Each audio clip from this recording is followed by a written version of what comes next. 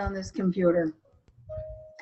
Hi everybody, welcome to this week Agent Query Submission Central Synopsis and Query Workshop number 5. All righty, I'd like to greet all of you again if I didn't catch you when you came in, and to those of you who are in our audience. I am always curious, and I also like to always check the chat box. Where are you right now? So type your current location in. Molly, something's happening to your... What? Something's happening to your voice. Is anybody else getting that? Yeah, it seems like she pulls away from the mic every now and then. Yeah. Well, okay, just a moment. I'm going to move my Bluetooth closer. I have this big, huge mic. Does that work? Is that better? Yeah, I think so. Yeah. Okay. Molly, I don't think I have a chat box on the phone, so you won't be hearing from me that way. Okay, but all the rest of you do. Under your upper right-hand corner, you should have a chat box. And those of you in the audience who cannot speak and participate. See, you've got a chat box there, right? Tell me where you are on this planet, not in the chat box. Okay, so we're getting some chats. Oh, cool. Toronto. Aha. Well, Natasha, welcome. You say, I hate writing the synopsis. You are not alone. Sicily, Trinidad and Tobago, and Samantha is in Orlando, and I'm in Tampa. So we're kind of every place. Gosh, from Toronto to Tobago. Cool. I don't see the chat box, but I'm in Hernando, Florida, just north of you. Okay. I think maybe because you all can, do you have just to find out, on the upper right-hand side, you have something called More? Mm-hmm. Okay. If I've got it in a different position. More, and there should be a chat there. And well, you know what? It really doesn't matter, because those of you who are in this webinar can speak, and I can hear you. So let's take a look at what we're going to do today. As usual, we're going to review the story core and your queries, the ones that need to be reviewed, and we will also include more on the synopsis. And we have, and Carol's from Minnesota, JC's here in Tampa, and so is Alan. Well, hey, Tampa's well represented. I'm from Augusta, Georgia. And Augusta, Georgia, you all. Maybe you don't do that. I like that. Okay. Now, I hear a lot of writers say that the query is difficult to write. In fact, I hear a lot of whining. And then they get into the synopsis and it's like, oh my gosh, I'm never going to learn how to do this. You will. You learn how to write a manuscript. Hey, that's really something. You can learn to make the shift from telling your story to selling your story. And it's something that writers, most of you, have never done, and you're going to be learning a new skill, and I'm going to be helping you. And here's Dory is in Salt Lake City. Whoa. Oh, good, Dory. You can't spell Utah. I just looked at that. State of Utah. Okay, well, yep. You know, whatever. It's a new country. One of my major goals here with everybody I teach is, in this part of your getting published process, you have to learn how to sell. And you have to sell and convince, in this case, are the same thing. You have to learn how to present yourself as a skilled writer with a saleable project. That's what the agent wants to know. Something else has been coming up from some of you and others about context. The difference between context and line editing is that with line editing, it's, you know, I before E, except after whatever. With context editing, it has to do with, does the story make sense? Now, I've been kind of combining them both, and it's quite expensive because it's very time intensive.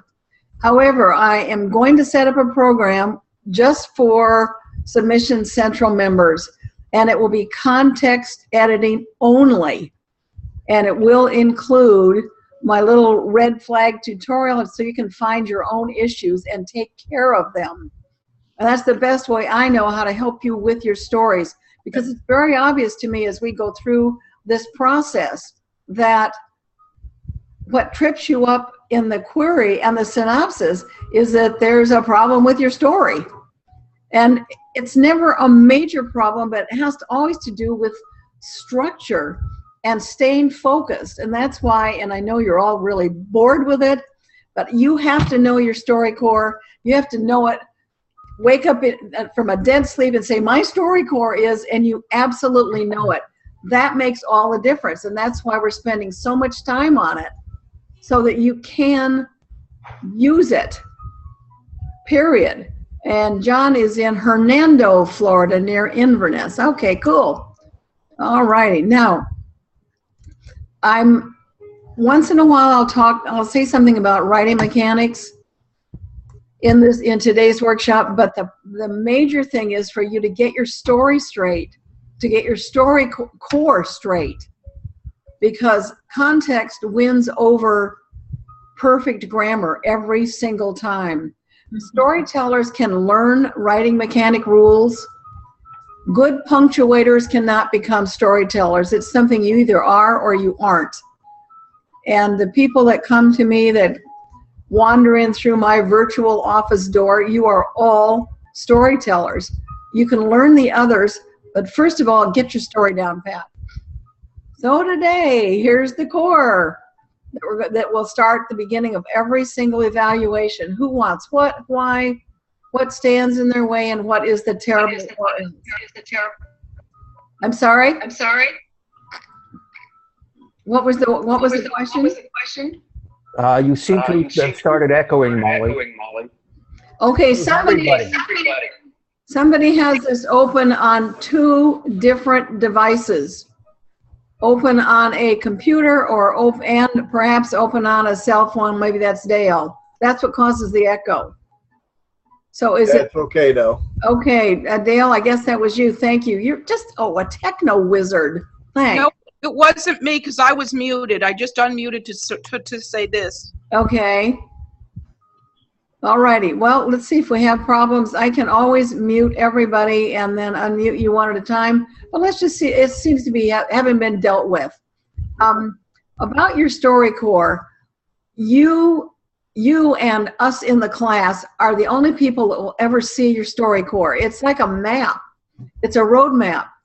And I tell writers, stick it on the wall behind your computer, and if you work on a laptop, put it on sticky notes and put it right on the screen. So every time you open your computer, there's your story core. It is so important for you to know where you're going with it. Now in the query, of course, you don't reveal the resolution, but in the synopsis you do. But right now, we're still quite a bit in the query stage. So here's a story core that with a few tweaks will help Janet stay on track with her query and synopsis. I just realized my little phone was still on there. Okay, with Janet, who's the story about? Professor Grace Stone. What does she want? Love of a husband and security of a family. What stands in her way? Trust issues with men. What happens if she doesn't get what she wants?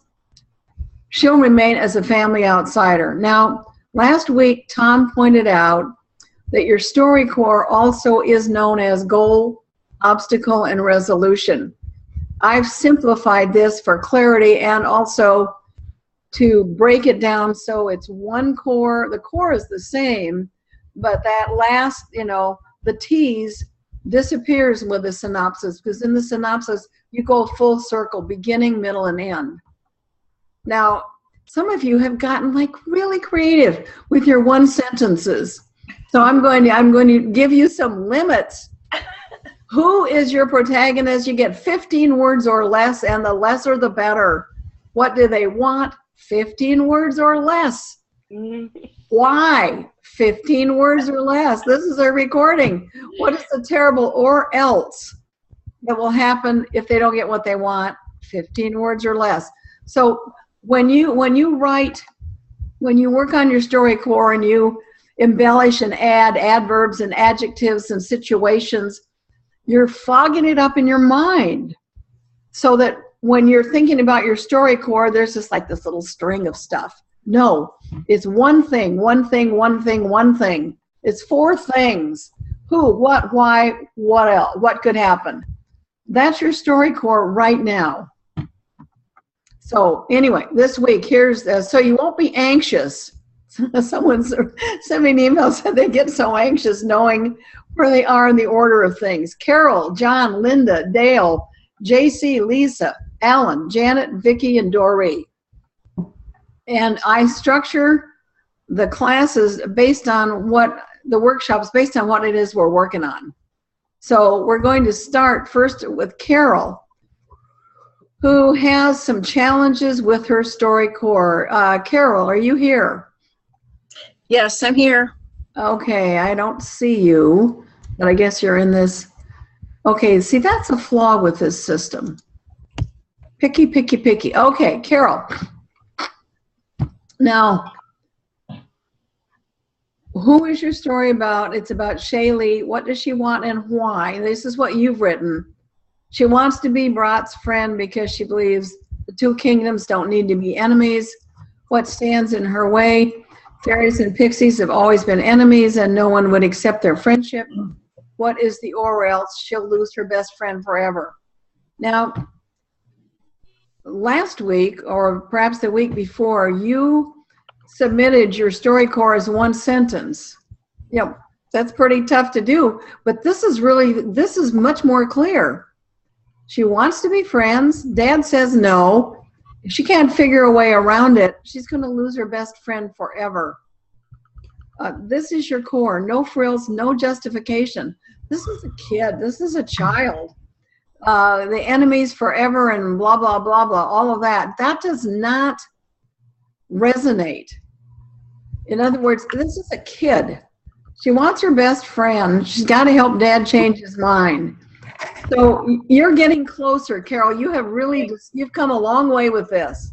Okay. And you have a little more to go. Now, speaking of context, which I just was, it occurs to me that what would happen if you switched your story around? She's in trouble and Brat helps her. He accompanies her home. Dad has a fit. Then he learns what happens and he starts to change his mind about the pixies. Because this one, Brat, maybe saved her life or maybe kept her from being very severely hurt. So, you know, I don't think she would say, well, Kenny stayed at dinner. I have no idea how this world works. But, you know, that's how kids are. She suggests some way that Dad would come to know Brat better. He'd let them be friends. Now, that is a lot more, I think that's easier to grasp for youngsters than this issue of war between their groups. Does that make sense to you, Carol? I'll have to think on that. You do. It is your story, and I'm not telling you how to write it. Mm-hmm. I'm just telling you that the core of your story, you're still jumping around. Okay. Because up here, what does she want and why? She wants to be his friend and problems with the kingdoms. I don't think a kid would think that. Okay. Or if her father continually says, well, they've always been our enemies. And then she says, well, why? Kids, you know, they would ask why. Uh-huh. Yeah. So, I mean, that's the way kids are. How many times have you had to say because? You know. Because I said so. Yeah, because I said so, because that's the way it is, because, you know, kids, that again, bring this down to their level of things that they're not stupid, but they would be much more concerned with a friendship and losing that than perhaps the bigger issue. And you, Carol, chew about that. Think about it. All right, thank you. Okay. I have a question. Yes. How old is Shaylee? Probably I hadn't really nailed it down, maybe 10-ish. So this is what you would call an early reader, Yes. right? Yeah. Right. And so at this age, again, because it's an early reader, I'm thinking of like Frog and Toad. I'm thinking of some of the things that I've read where the issues are personal and reasonably uncomplicated. Carol, give it some thought. You know what you might do is you might write up a couple of different story cores and send them in together and let us share our thoughts about it. Okay. Thank you. Okay. I have a question. Yeah. How accurate does the query have to be compared to the story? I mean, if you change something in the query to make it, maybe events changed and stuff like that, by the time the writer, the agent gets to reading your actual story, he probably is not going to remember, how you worded it in the query. Okay, John, everything comes in one email. Here's the query. Here's the synopsis. Here's the manuscript. They're all strung together. Yes. And so it's not quite a bit of time. It's a matter of seconds or minutes. If what you say in your query is said just to grab their attention and it has nothing to do with the story, that's going to show. And that doesn't make sense. Tell your story in as interesting a way as you can.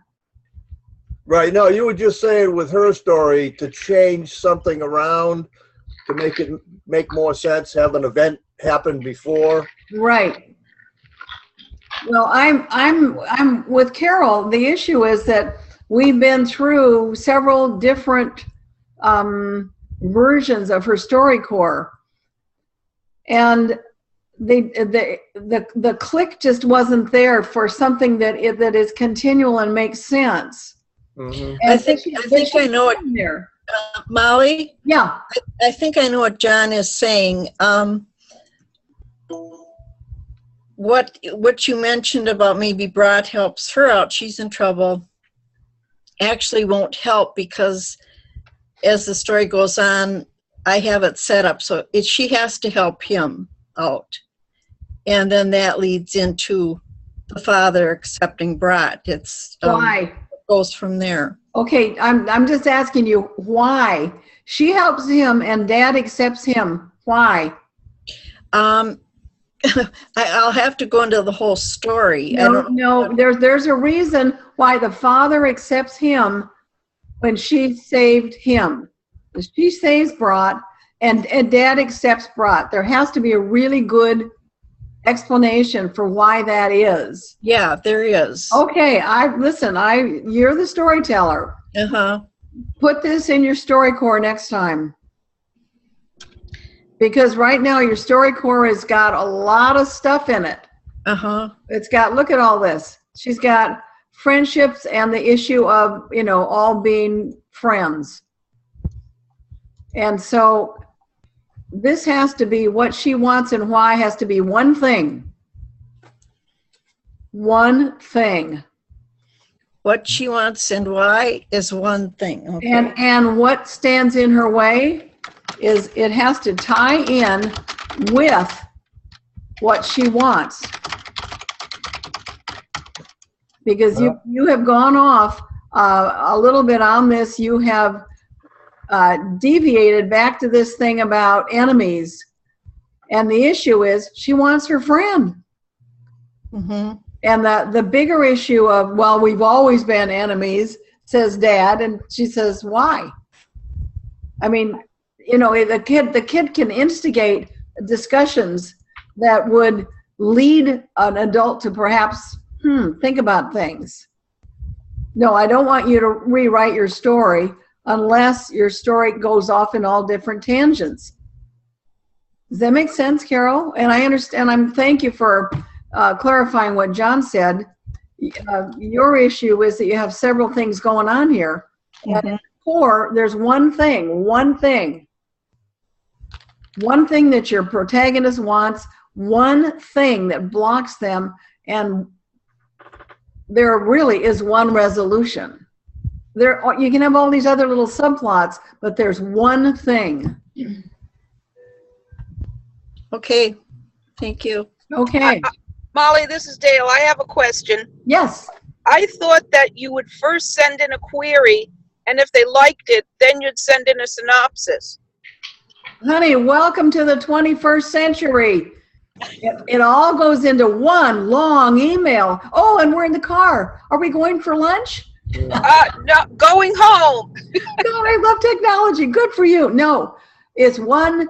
Everything goes at the same time. All the rules have changed, Dale. That's why I keep hammering on the StoryCorps. They're going to open your email. Maybe, in your case, they will. Googling with for God. That's going to work. They're going to open your email. Keep reading your synopsis. Keep reading your sample pages. They just scroll down the screen. So there is sometimes there are some agents who ask you to email the query first.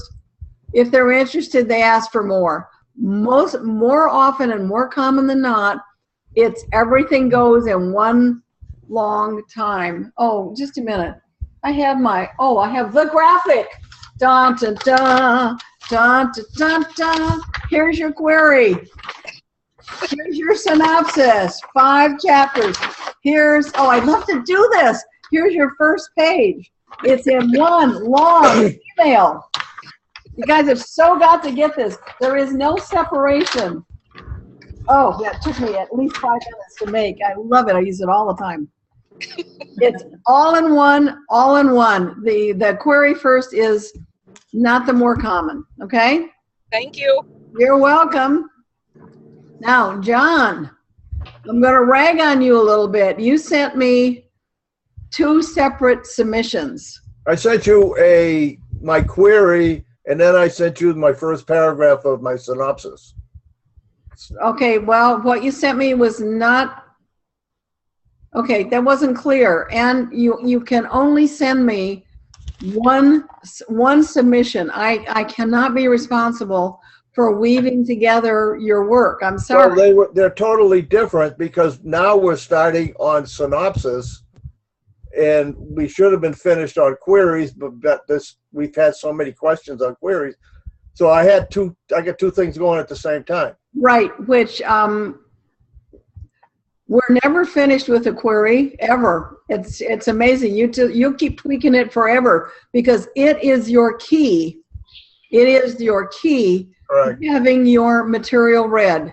No, that's what I said too, because okay, listen, I understand what you're telling me, but it doesn't work for me. You have one opportunity, and you wait until you have everything together before. Don't send it piecemeal. I take the most recent one. Okay, so we're making the rules as we're going. That's fine. Well, you know what? We really are. We really are, yeah. I did know. That's what I did. Yeah, here's the deal. Here's the deal, John. I have never done this before. There's very little information. There's nothing like this on the internet. And right. So we are literally making it up as we go along. Yeah. You all are helping, and I am grateful for your assistance because you're my guinea pigs, and you're going to have the opportunities to learn by leaps and bounds. And I am learning by leaps and bounds. Yay for you. Well, I'm pleased to hear that. Yeah. So, what you did was you changed this into your the other grammar, which is fine. Who, wants, what is the goal? Why can't they have it? It's the obstacle. Succeed or fail resolution. Yeah, that's what I learned when I was in school. Right. And the reason I changed it, I wanted it to make it more personal and easier to understand. Right, and that came out of your article, your book on how to write a synopsis. Well, good. Yes, that's right. I did use it in there. Yeah, that's okay. Well, they all mean the same thing, and so this is the first paragraph. This is actually of your synopsis, right? Correct. Yes. Okay, that kind of, all right. I didn't get that. I wasn't sure what this was. Okay, that works. This works. This works. When I now that I know what it is, that does work. But John, I don't think we're through with your query letter yet. No, we're not. No, we're not. So next week, send me. Well, just futz with it if you want to, but make sure that I get everything at one time. Okay. And you will learn more by submitting your entire synopsis, not a piece at a time. And this is good. I made one suggestion. I'd make it over 1 million. You could have a briefcase. I would make the stakes here so high that you know they're going to kill him when they find him. Mm-hmm. I don't think. I mean, inflation being what it is, I'm not sure that 100,000 would irritate bad guys that much. I mean, I'd get pretty irritated by it. I was about to slip into a political statement, but I'm not going to go there. So anyway. All right, John. So I didn't understand, and we have a lack of clarity, and I apologize for my part on that. That's okay. But I will tell you, the rule this week, John, and I hope it stays, is it all has to come together so that I don't have to go hunting for and looking for things to put together. Okay? Okay. But and let me ask you, Sure. just so I can clarify that, I'll be working on my synopsis along with, tweaking my query. So Right. should I put my query and then First. followed by the synopsis all in the Yes. same entry? Yes, because that's how you're going to submit your work, all Okay. in one piece. And Okay. as I remember, John, there was a problem with your query when you brought in the supernatural at the end. Mm-hmm. And I was going to, I just read it once, but I made a little mental note, which I'll share with you right now, is that if you're going to bring that in, you need to somehow hint at it or introduce it in that first paragraph. Excellent. I mean, the guy wakes up, and I love it. He's is in the rain on a park bench or under it, and he doesn't remember, and he's disoriented, and he thinks he can maybe see through the park bench or something. Bring in something that is otherworldly in that first paragraph. Okay. Okay. And actually, I've already done that, and I was going to ask you about that. Well, aren't you just smart? No. Well, I was thinking that, if it said Jack arrived in this realm from another time zone and lost his memory, and then go into what was going on, but kind of introduce him as being somebody supernatural in the beginning. Okay, and make it not a big hit you right between the eyes with it. Make it a little more, make it subtle. Well, you're a good storyteller. Hmm. You'll figure it out, and we'll see it next week.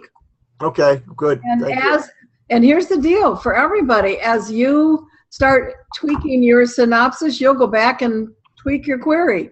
It is a never-ending song. Ba, ba, ba, ba, ba. You never quit until finally you go, I'm done, and you start to submit it. Mm-hmm. Because one thing this is like dominoes. One thing leads to another, and John, with the creation and the format of how I'm teaching, it changes as I find things that work or don't work.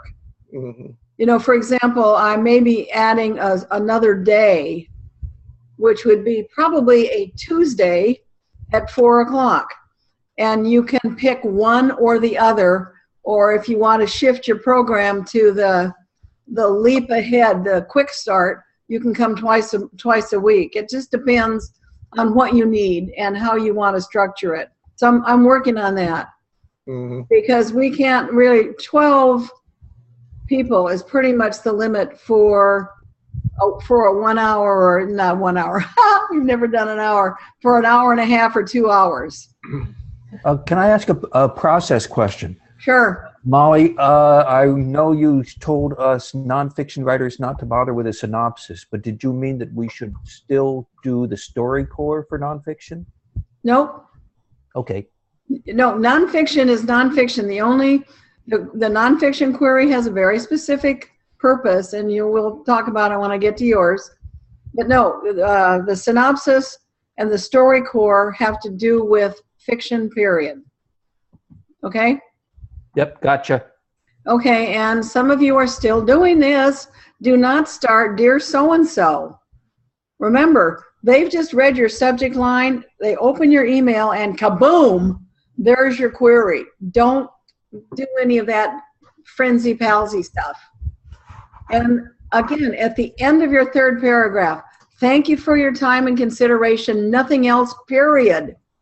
No sincerely, nothing chatty, nothing friendly. You thank them for having read your thing, your work, and for considering you as a potential client, period. And then again, stack this stuff on the left side. Okay, now we're going to do a little quick review of Lisa's third paragraph from last week, and then we're going to take a look at how she's revised it. So somebody read this. Da, da, da, da, da, da. I can do it. Thanks, Jan. Okay, who's reading it? Right. Lost and Found is completed at 88,000 words. I've published popular articles and research papers throughout my career as an organizational psychologist. In 2013, I retired to study fiction writing and work on my first novel. I'm an active member of Sisters in Crime, President, Atlanta Chapter 2016-2017, published in Sync C, March 2016. Mystery Writers of America, Southeastern Chapter, Member Surveys Specialist 2015, and the Atlanta Writers Club. I've honed my writing skills through continuing education classes, webinars, workshops, conferences. Boucher Con? I have no idea. Is that it? Okay. 2015 Killer Nashville, 2013-16. Panelist 2016. Writer reviews and professional critiques. Okay, this is known as overkill, and this could very well result in off to Deleteville. The purpose of the third paragraph is to give your experience as it's related to what you're doing, and let it be a springboard so the agent's going to go on and read the synopsis. So look at the difference for this revision. Okay, you want to read it again, Dory? Sure. Lost and Found, a mystery psychological thriller, is a complete 89,000 words. Over my 30-year career as an organizational psychologist, I've published scholarly papers, edited newsletters, and written columns and articles on topics related to K-12 education and parenting. I'm serving my second term as president of the Sisters in Crime Atlanta chapter, and I'm an active member of Mystery Writers of America and the Atlantic Writers Club. I hone my writing skills with continuing education classes, webinars, writers, conferences, and professional critiques. Okay, big difference. This is going to be read and just move, and the agent's going to move right on, because this proves this is a woman with a writing history. Okay, now we're going to move on to Linda. This is a great subject line. A journey of 10,000 miles begins with one act of rebellion. That is just a great subject line. Okay, who wants what and why? Wu Mitchin wants freedom to participate in family decisions that will affect her marriage. That's a little long, but it makes the point. What she wants is freedom to participate. What stands in her way? Chinese cultural traditions. That's all you need to say, that. You don't need to explain it, but you know that. You have that in your head. What will happen if she doesn't get what she wants? Her husband will go to America, and they may be separated for a long time, like forever. So that is pretty clear. And Linda, kudos to you. You have trimmed this down and down and down and down. I keep nagging, and look at what you've done. You've made it short enough that it's totally, totally clear what your core is. And now you're going to apply that same pruning, cutting, chopping it down philosophy as you start to, again, revise your query and your synopsis, just to tighten them. Okay, so let's have somebody read. I'll read. Okay. Newlywed Wu Meichen hates the Chinese traditions that dictate her actions and thoughts. Although their marriage was arranged, Meichen falls deeply in love with her husband, Chao Chung. She wants him to accept her as a partner and give her a voice in his plans for his future. But Chinese tradition demands all family members obey the orders of the oldest male who's responsible for the family's welfare. When the head of the family sends Meichen's husband overseas to work, she's devastated, fearing he'll be gone many years while she faces a lifetime of waiting. Meichen's father-in-law sends her to a missionary school after her mother-in-law attacks her. While she enjoys learning, Meichen never stops longing for Chung. Months pass, then years. Meichen has no comfort except the few letters her husband sends, his photograph, and memories of their short time together. In the 5th year, Meichen's sorrow turns into anger and then rebellion. If her husband can't come home, she'll find her way to him. When she reaches San Francisco, the family patriarch is furious. He tries to send Meichen back to China, but she disguises herself as a boy and crosses America by train. Meichen rejoices when she sees her husband again, but she soon learns there is more trouble ahead. Her husband has been ordered to divorce her or his family will disown him. Without love, Meichen sees no point in living. But will her husband still love her when he remembers her rash actions caused the loss of his family? Can Meichen find a way to make peace with her in-laws and stay with her husband? Complete at 90,000 words, Unbound Woman won first place in an ethnic novel contest sponsored by Romantic Times magazine. I belong to the Augusta Writers and am a active member of RWA, Romance Writers of America, and Georgia Romance Writers. Thank you for your time and consideration. Okay, now, and then I'm going to have you read the synopsis in just a minute. Here is a good example of the second tease at the end of the second paragraph, because it's nicely set up, Linda, although it needs to be tightened, but I'm not concerned with that right now. She has to tread this line, make peace and stay with him. And I love the gumption that you've hinted at here. She dresses up like a boy and crosses America by herself. I mean, this is a gutsy woman from a culture that doesn't encourage women to be gutsy. Okay, now the synopsis. Okay, let's keep on reading, Vicki. Wu Meichen, a young Chinese girl, submits to an arranged marriage to a man she has never met. Her new husband, Chao Chung, educated in a Christian missionary school, has adopted some American beliefs, but his family is traditional. Meichen is hemmed in by rigid rules which force her to obey everyone else in the family, especially the oldest male who is head of the family and makes important decisions for everyone. She falls deeply in love with her husband, and she hopes for the future, but she is horrified when then head of the family send Chung to America to earn money for his family. Meichen fears he will be away for years, and they may even be parted for the rest of her life. Second paragraph. Meichen's mother-in-law despises her and does her best to make the girl's life miserable. Whoops, sorry. Sounded like someone shot someone at a window. One day she goes too far and attacks Meichen. Her father-in-law sends Meichen to the missionary school to get her out of the house. Meichen loves learning and makes friends with a sympathetic teacher, Li Bayu.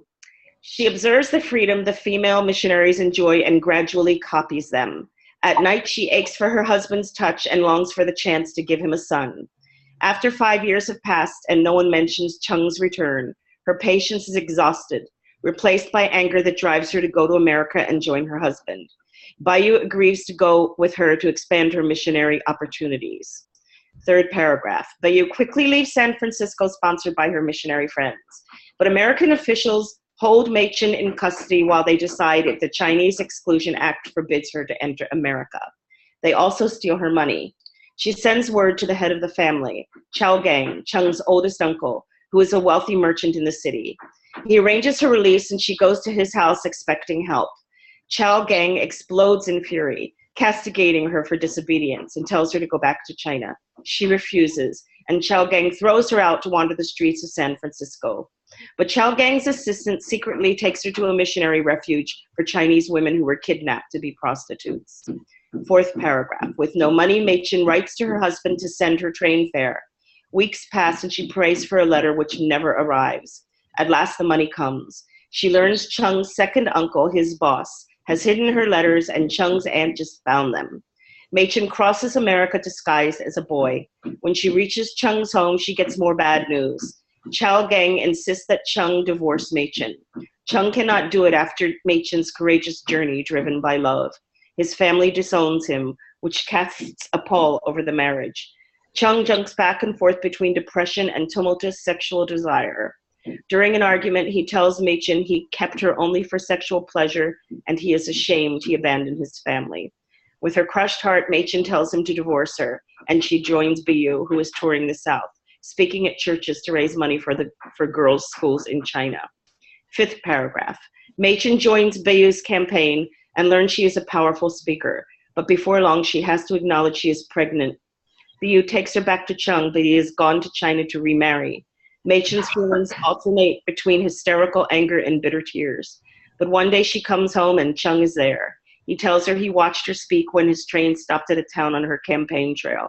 He was awed by her powerful words and fiery beauty and gave up the idea of marrying a Chinese woman who'd be obedient, quiet, and incredibly boring. Only Machen will suit him. He writes his oldest uncle to say if he goes to China, the Americans will most likely not let him return.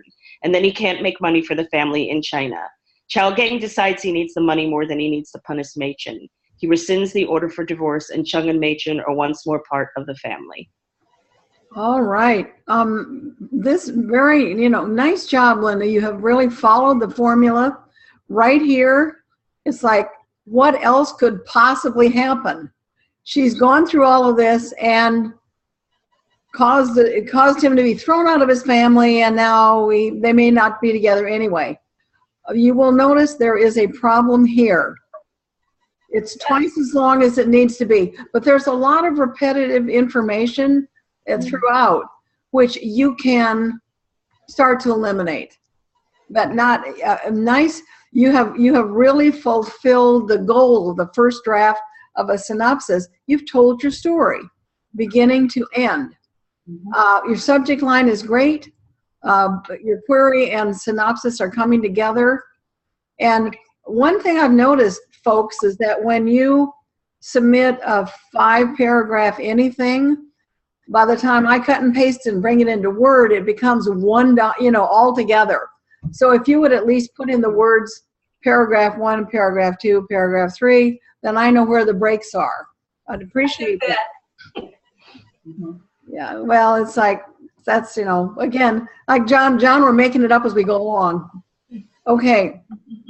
Now, one thing, there's one, and I've found this in several submissions this week, repetitiveness. Remember, what you are writing in your query, if you write the same thing in your synopsis, it's like then you're wasting space.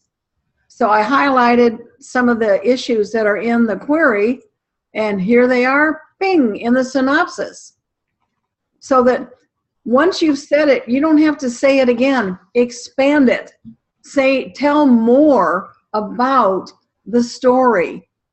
That's one of the gifts of this newer system, in that you have more space to reveal more about the inner world of your main character, and Linda does that very well. She's got some really great verbs here that tell the story. And so use this to your advantage, but not as long with the query, with the synopsis, as Linda has done. I just, this part, gutsy and brave, this woman, everything she does is remarkable, particularly considering the time, the century. Chinese women just didn't do this. So any questions or comments, and then we'll move on. Okay, Linda, you have any question? I have a question. Yeah. And maybe I just missed it. But what is the time period? I know of the Exclusion Act, but which is the... In other words, when is... 1800s. In the late 1880s. Okay.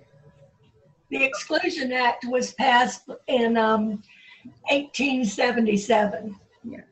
Okay, so it may be in your query someplace, Linda, you can put when this takes place.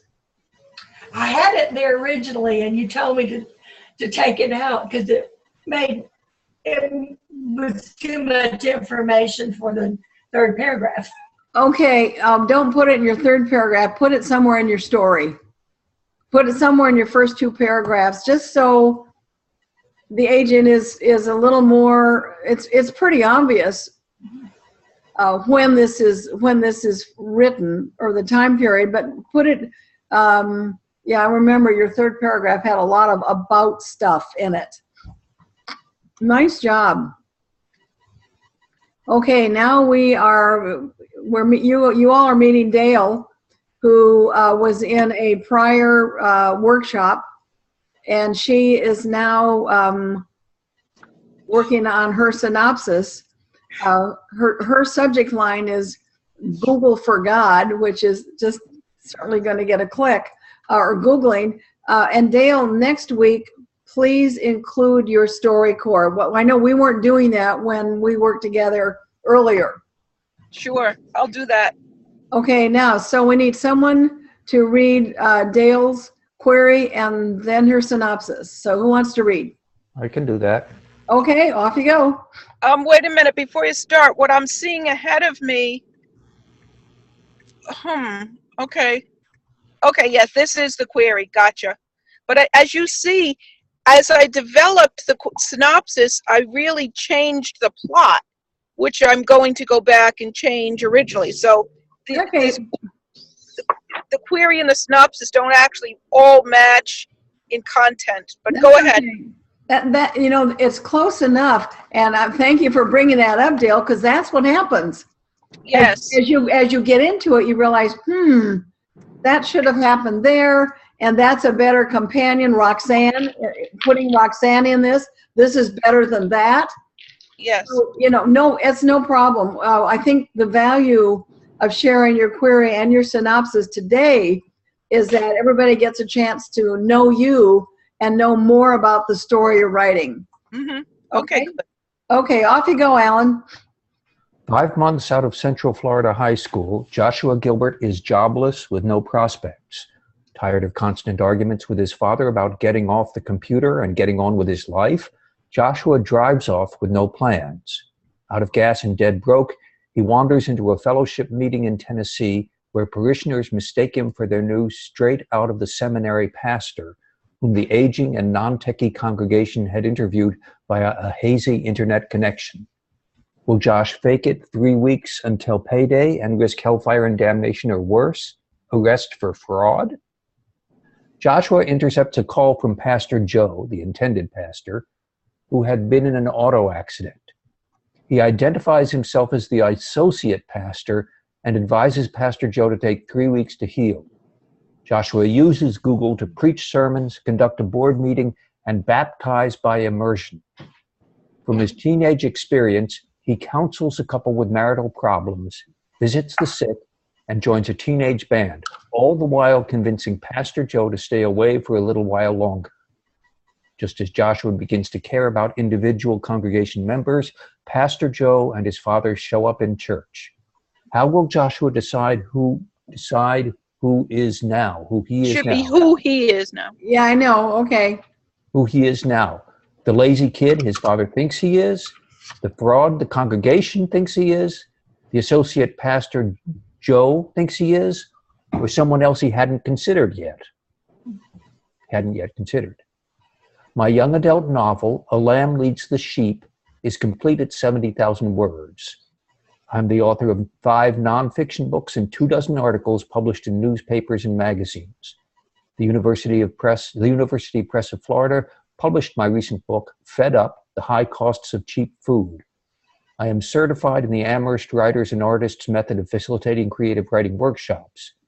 For the last 12 years, I've led weekly writing groups, weekend writing retreats, and week-long writing retreats for adults, weekend writing retreats and week-long writing retreats for adults, and a 1-week half-day summer camp for teens. Thank you for your time and consideration. Okay, Dale, something came up for me, which I'm just going to share with you right now. I'll leave it in here. Your market is more, I know you've written this for the YA market. Adults are going to like this, and there's the whole Christian market. Yeah. I had never thought about that before, but I suddenly realized that you have a lot of what I would call spiritual material in this story of this kid. And so that has to be somewhere in your query. Sure. Because you have 3 markets. That is a bit unusual. Okay, now let's go in. Here's her synopsis. Okay, Alan, off you go. 19-year-old Joshua Gilbert wants freedom and independence from his parents. 5 months out of Orlando High School, he is jobless with no prospects. In the middle of yet another argument with his father about getting off the computer and getting on with his life, Joshua snatches his mother's credit card from her purse and speeds off in the family's second car. In Tennessee, he exits the interstate to refuel, only to run out of gas. He coasts to the side of a dark, uninhabited road where he observes one lone car turn into an unlit driveway. He jogs down the darkened gravel road, to the Wilson's Corner Bible-believing congregation. He wanders into the church looking for help and is dumbfounded when the parishioners mistake him for Joe Decker, their new straight-out-of-the-seminary pastor with an uncanny resemblance to Joshua. They'd interviewed through a flickering Skype connection. Desperate for money and realizing it is only a matter of time before his mother cuts off the credit card, Joshua decides to play along until... I'm sorry. Yes. Yeah, it's a little hard. Yeah, to play along right here until payday. Until payday, grab the money and run.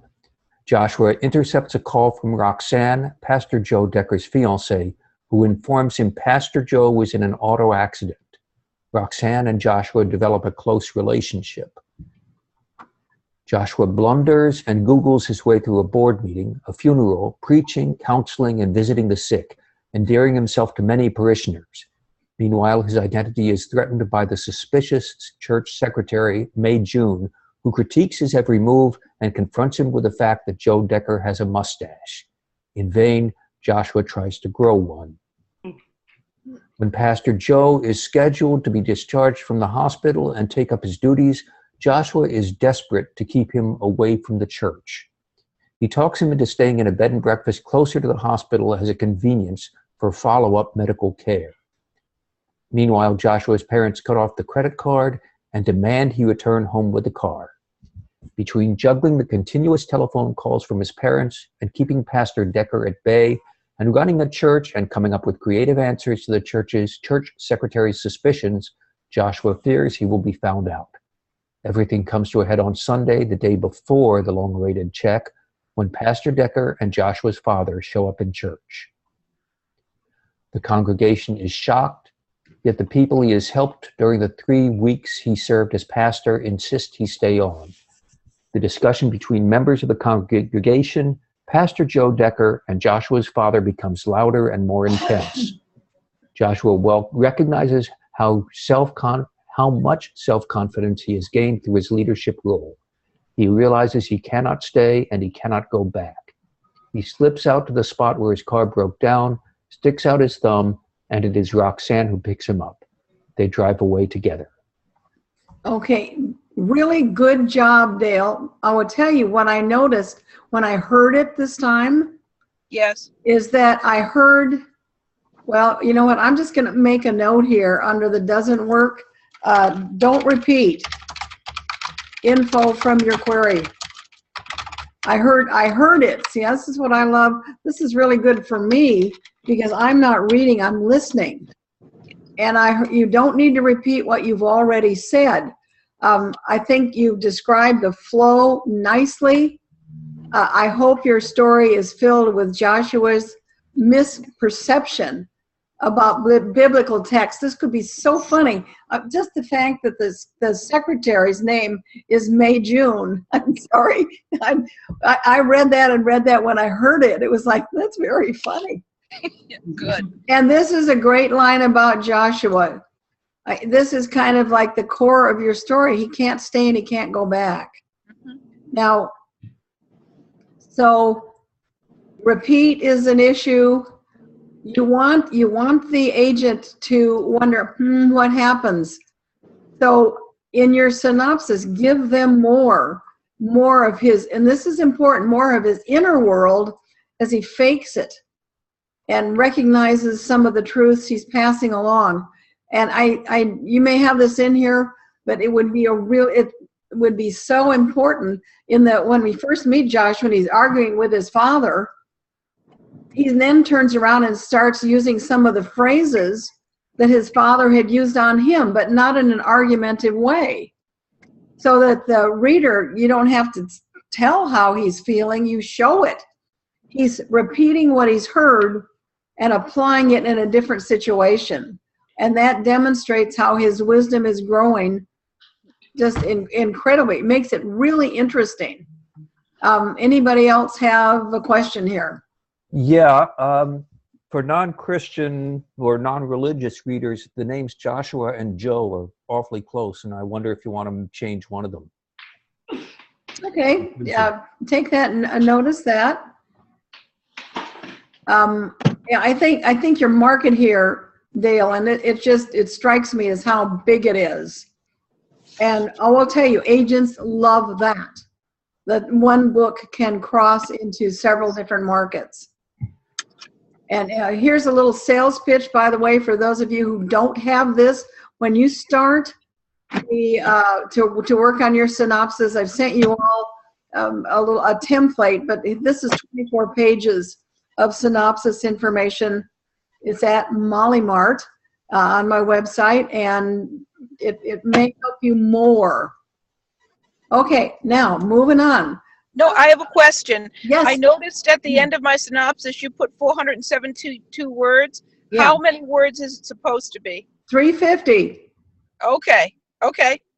Yeah, again, I'm glad you asked that because it brings up an important point. In the old days, like 2 years ago, when everything was, snail mail and paper, one page, your query letter.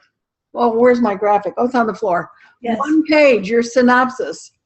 So it's you read this, you read that, and then you get into the manuscript. So the standard is still there for 350 words because you have to prove as a writer that you can do it. It's a little test. So yes, you want to keep it tight, but tell the story. Show the inner world of your protagonist. Add a few, the potential of something going wrong, and show the resolution. But now you've all been working on the query, so you have a bit of an idea about how to do this. Very good. Now, I am heading into my house to get onto my computer, so I might lose you for a couple minutes. Okay, well, we're here. Just be sure you turn off your phone when you turn on the computer. Sure enough. Molly, I have one comment. Yes. He uses the word parishioners. Most Protestant churches don't consider their members parishioners because they don't have a parish. Each church has its own congregation. So he really needs to come up with a better word for than parishioners or a different word. Okay, thanks. I had congregants at one point. How do you like that word? It may be better. Flock is another word. Yeah, or flock would be good. yeah, I like flock. Well, basically, you're going to need them all some point in the story except the parishioners. Right. But that's a good point. And I spelled this wrong, but I'm not concerned about it. Okay, now we're going to move on. Any other comments? Well, let's hold them because she's not here at the moment. All right, let's talk with JC about Grant and Meiji, Emperor Meiji. The question did come up for me about whether for a historical novel for children, if you could submit 1,300 words. And JC says it's no problem. So here's the story core. And let's have somebody read this. Who hasn't read? I can read it. Okay. Ulysses Grant and Emperor Meiji were once young boys who loved horses. The culturally diverse paths of the two great men come together in history on July 4th, 1879, to forge a friendship between two countries that still exists today. What do they want? To travel beyond their own backyards. What stands in their way? Civil war within their countries. What's the or else? A divided country cannot grow without change. Hiram and Sashi are two boys born worlds apart in the 19th century, but mirror one another's greatest challenges in life as men to rebuild their nations after civil war. One boy becomes Ulysses Grant. The other becomes Mutsuhito, the young emperor of Japan. As boys, Ulysses travels as far as his horses will take him in Ohio. Mutsuhito is never allowed to ride a horse or even be seen outside his father's palace in Kyoto. Ulysses is stubborn, never turning back when sent on an errand. Though he didn't know the way, he'd always see it through. Mutsuhito is curious, pestering tutors with questions about the Western barbarians visiting his country. The seemingly annoying qualities of these two boys shape into attributes as they become men. Ulysses never gives up in battle. Mutsuhito, forced into a political cage at 14, maneuvers carefully in its limitations. Both face loss of their lives if they fail, but both find a common vehicle and passion to help them pursue goals beyond their boundaries, horses. On the occasion of a world tour taken by Ulysses in 1879, the two men bridge continents and rattle the cage of tradition with one important defiant act, a handshake on July 4th. The occasion to celebrate American independence also gives rise of opportunity for a young, burdened emperor to meet privately with a seasoned warrior on the strategy of peace. And afterward, when Ulysses returns home to New York, Mutsuhito received from him something to be encouraged by: 3 magnificent horses. Okay. What works here, JC, you've done a nice job writing a kind of a synopsis type outline for your novel, if you make this an historical novel. But I think the bottom line, the terrible or else, is the possible destruction of 2 countries. I think it's much greater than adapt and change. It's like both men are responsible for uniting their countries. I like the ending where Grant sends Meiji his personal symbol of freedom, the horses. That it brings your story this way, full circle. Oh, good. And kids especially, they need that.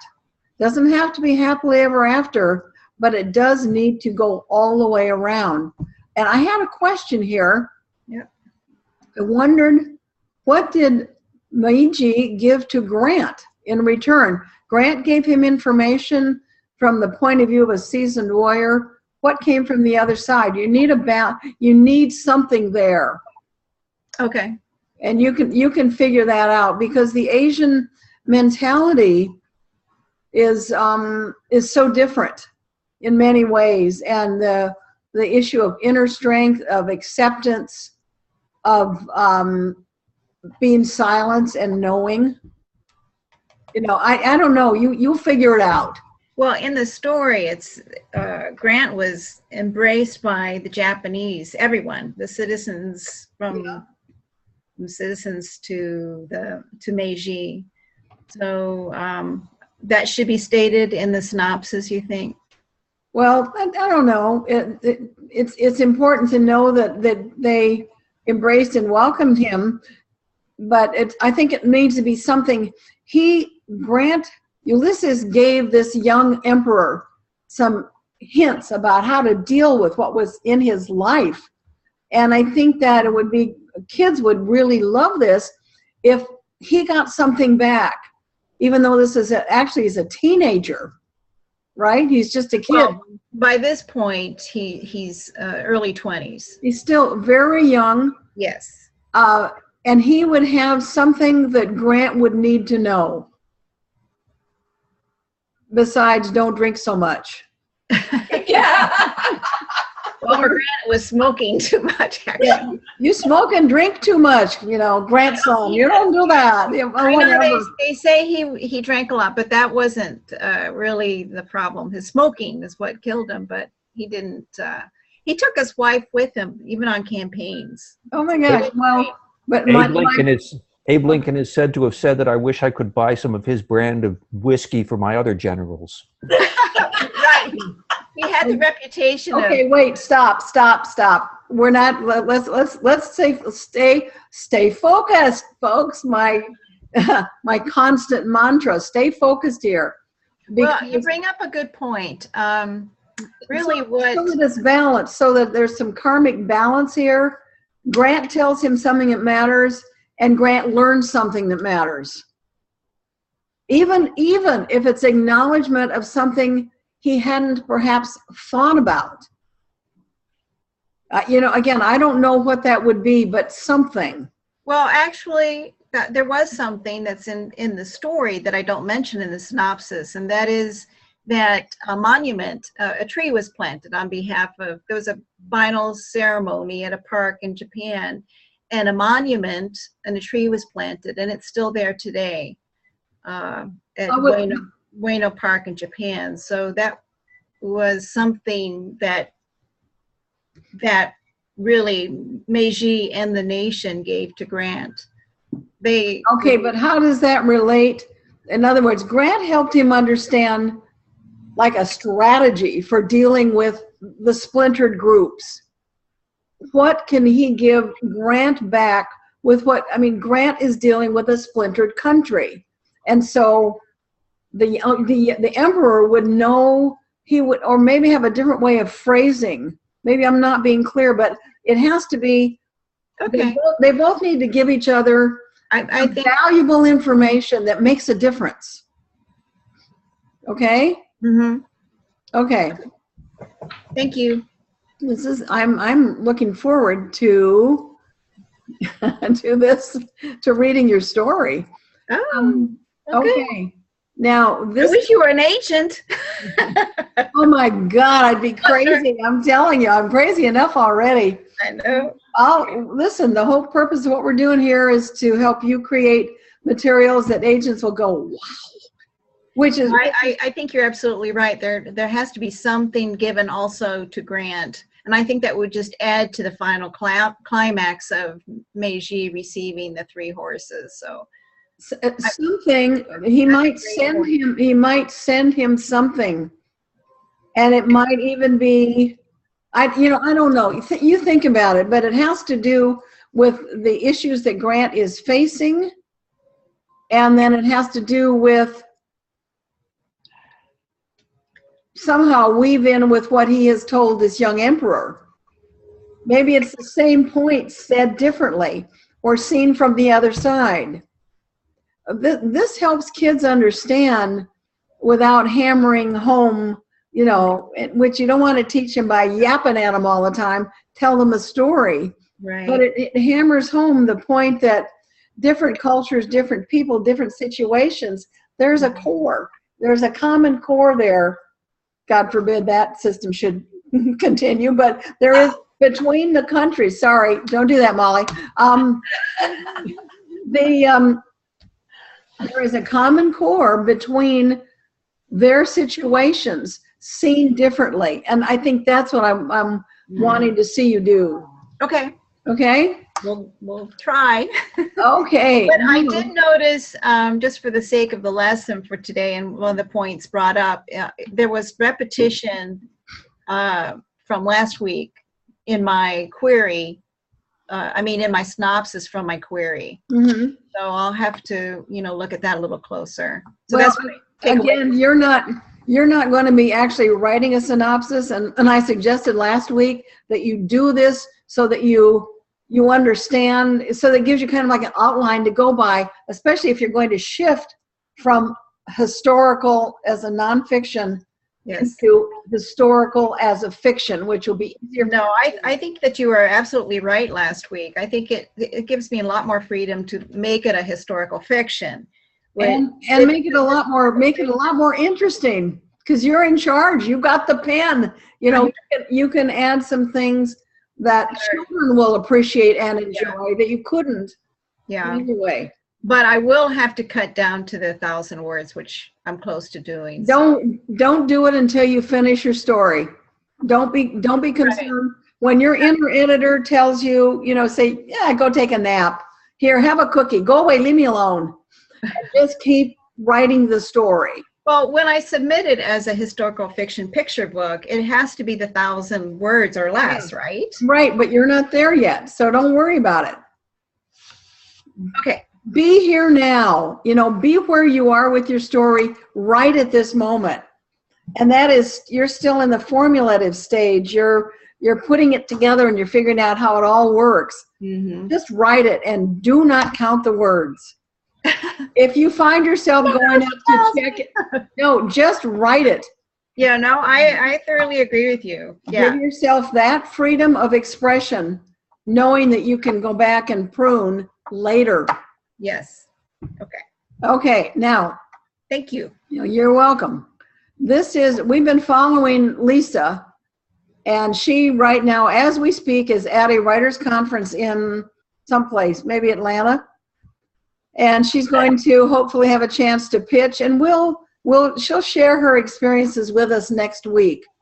So we have her story core, her query, and her synopsis.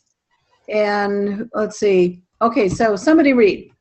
We don't have the synopsis, I just realized. But we have her story core and her query, which has been revised a bit. So who's going to read this? I will. Okay.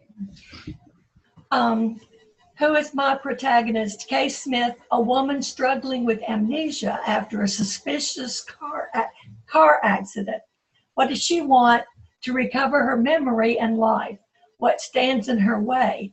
Psychogenic amnesia, unconscious psychological defense mechanism, protecting Kay from reliving a severe emotional trauma from her past. If she doesn't get what she wants, what horrible thing will happen? A stalker will catch up with Kay and kill her. All right, subject line, a White House conspiracy forces the First Lady to run for her life. Okay, just a second, Linda. I'm going to interrupt you for a minute. Again, that's kind of a long subject line.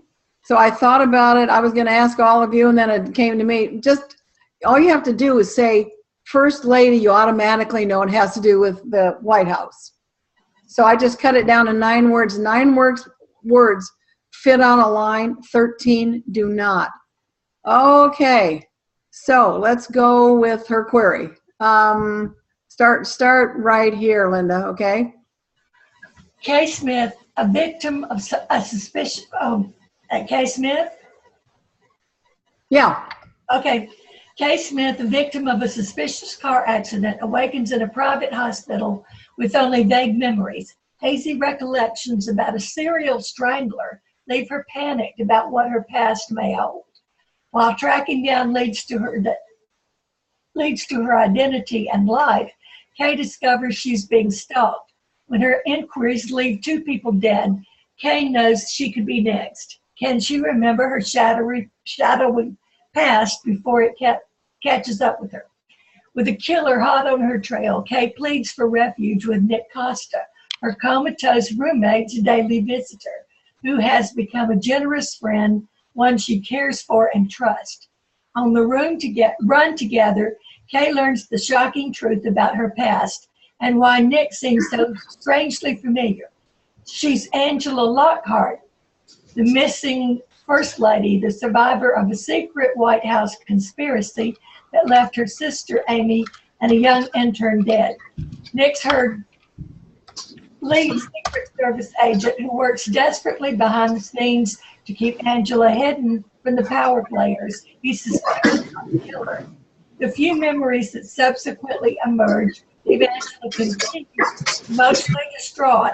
A recurring nightmare weighs her down with shady suspicions about a possible complicit role in her sister's death.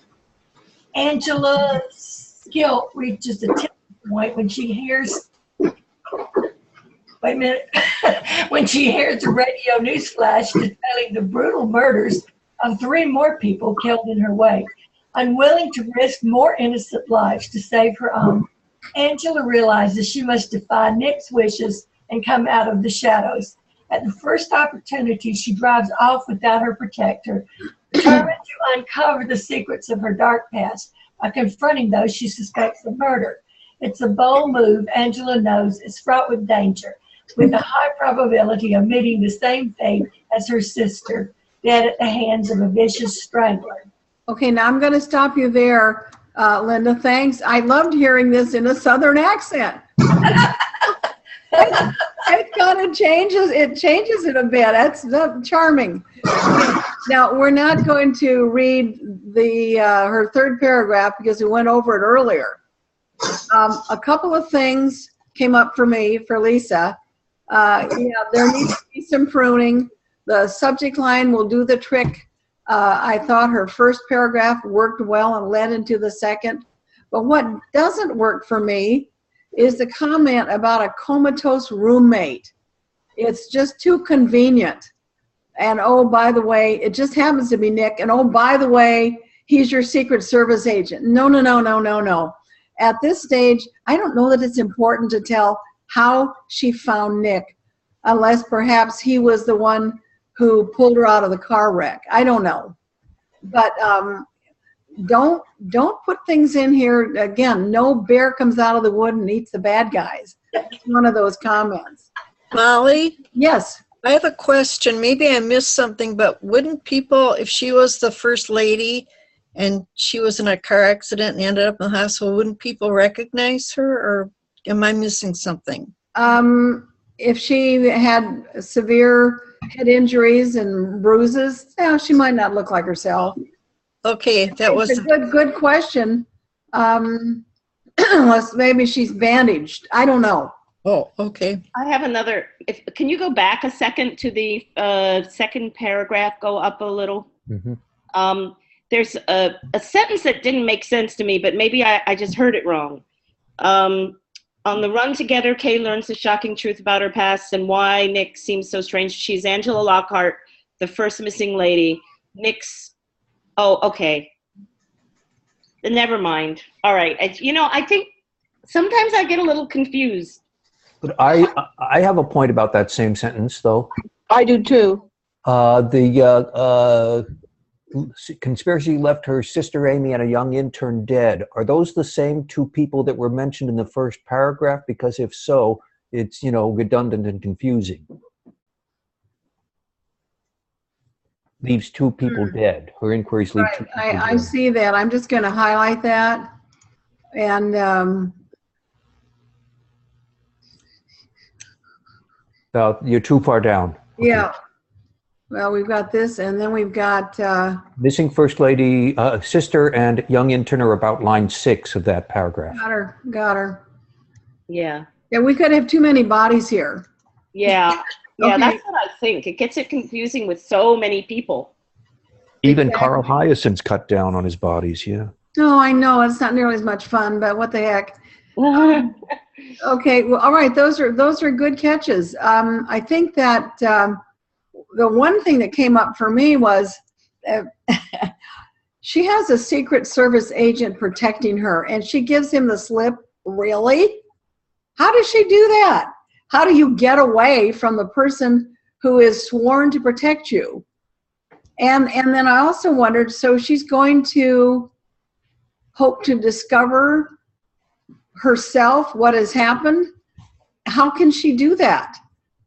And maybe she wants to find out if her husband is innocent or not, but I'm not clear about her motivation to head out on her own, when in reality, I wouldn't get more than 2 inches away from the guy with the gun. I mean, I think that's my reality. I think that's the bigger problem. I mean, if he's the only Secret Service agent, he's got to sleep sometime. Yeah, but maybe he would, well, and he wouldn't know she was going to escape. He wouldn't necessarily chain her to the bed. I don't know. I think it sounds like a really good story. I think the query's confusing. I think if she focused on maybe less characters, and my big question too is her, what happens or if maybe her Secret Service guy isn't so trustworthy. Maybe there's something involved with him that might be in the story. I don't know. Okay, well, these are good points to make, and Lisa will we'll find out how she did with her pitch, but we'll find out if these things were issues or not. Okay, and I'm going to highlight this in yellow so she can find it. Now, so far, everything we've read today has been what I would call overwritten. Too many adjectives, too many adverbs, too much blah, blah, blah, blah, blah, blah, which is okay for now.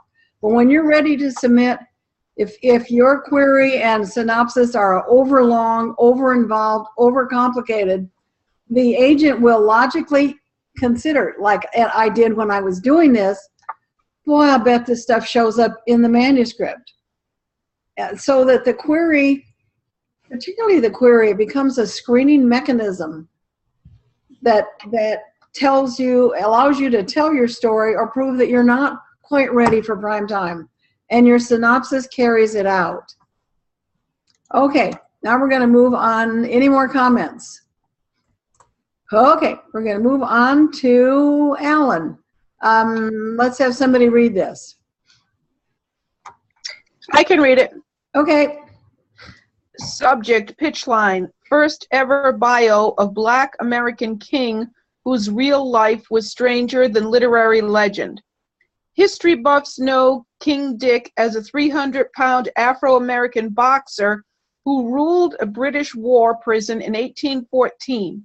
Adventure fiction fans may remember him as an African prince who became a revolutionary Haitian voodoo hero and Islamic mad monk in a Pulitzer-winning historical novel in 1952 Hollywood extravaganza. Now, for the first time, we can trace the real life of Richard King Dick, or Big Dick Cephas, 1790 to 1831. It's even more amazing than the dozens of novels, plays, seances, and scholarly works he inspired. He grew up among slaves, yet ruled thousands. His jokes were famous nationwide. He policed the birth of abolitionism. His hilarious and poignant life story will delight anyone who wants to be popular in life and famous after death. The Last Black King of Boston. The extraordinary life and stranger afterlives of King Dick tells the jaw-dropping tale, or rather tales, of a working man who lived his everyday life in incredible ways. Full of adventure, history, and laughter, it ends in redemption from violence, gambling, and race and class-biased obscurity. His life is a jigsaw puzzle of police, prison, genealogical and tax records, memoirs, news anecdotes, and tall tales. This is a fully documented history detective story, not a novel. It could not have been put together before the internet age. I tell this story through the lives he touched, the places he lived, and the work he did, and the cultures he changed, including our own. The Last Black King totals about 95,000 words. It's fully drafted, except for the last part about his afterlives in literature, myth, and the movies. It will entertain and inspire history and literature buffs, social justice seekers, folk story, adventure, and mystery readers, and new age techno nerds.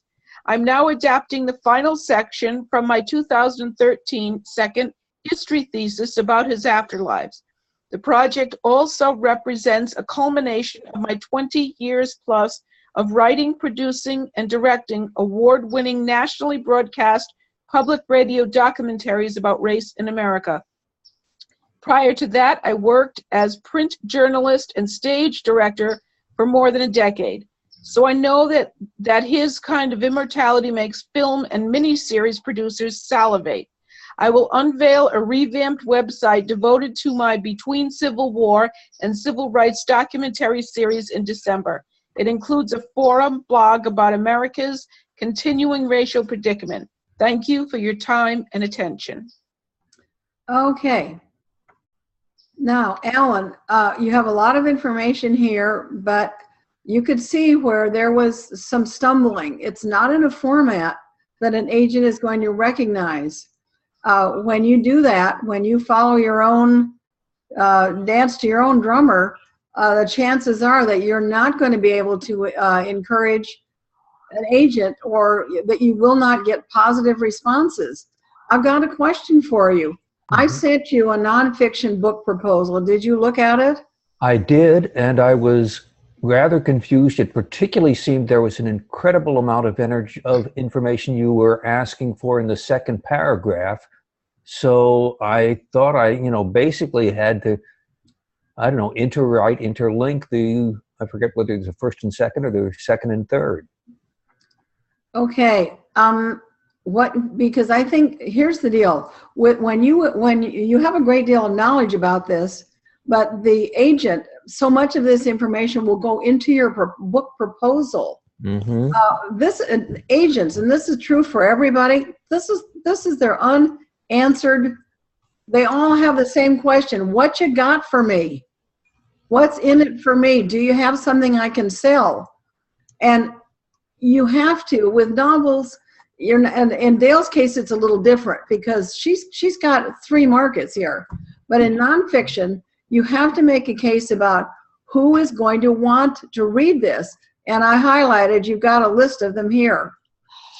Yeah, and I put them too in the very first sentence of the first paragraph. Your opening,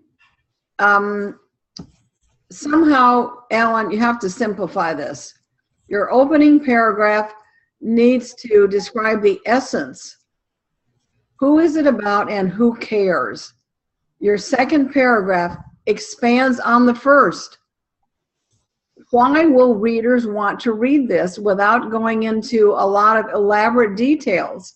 And what is your platform? In other words, what's the universe who know and follow you? Now, you have had, when you had posted this on a university website, we had quite a few hits. That's not the same thing as buyers, but it's a beginning. Do you have the names and addresses or email addresses of those people?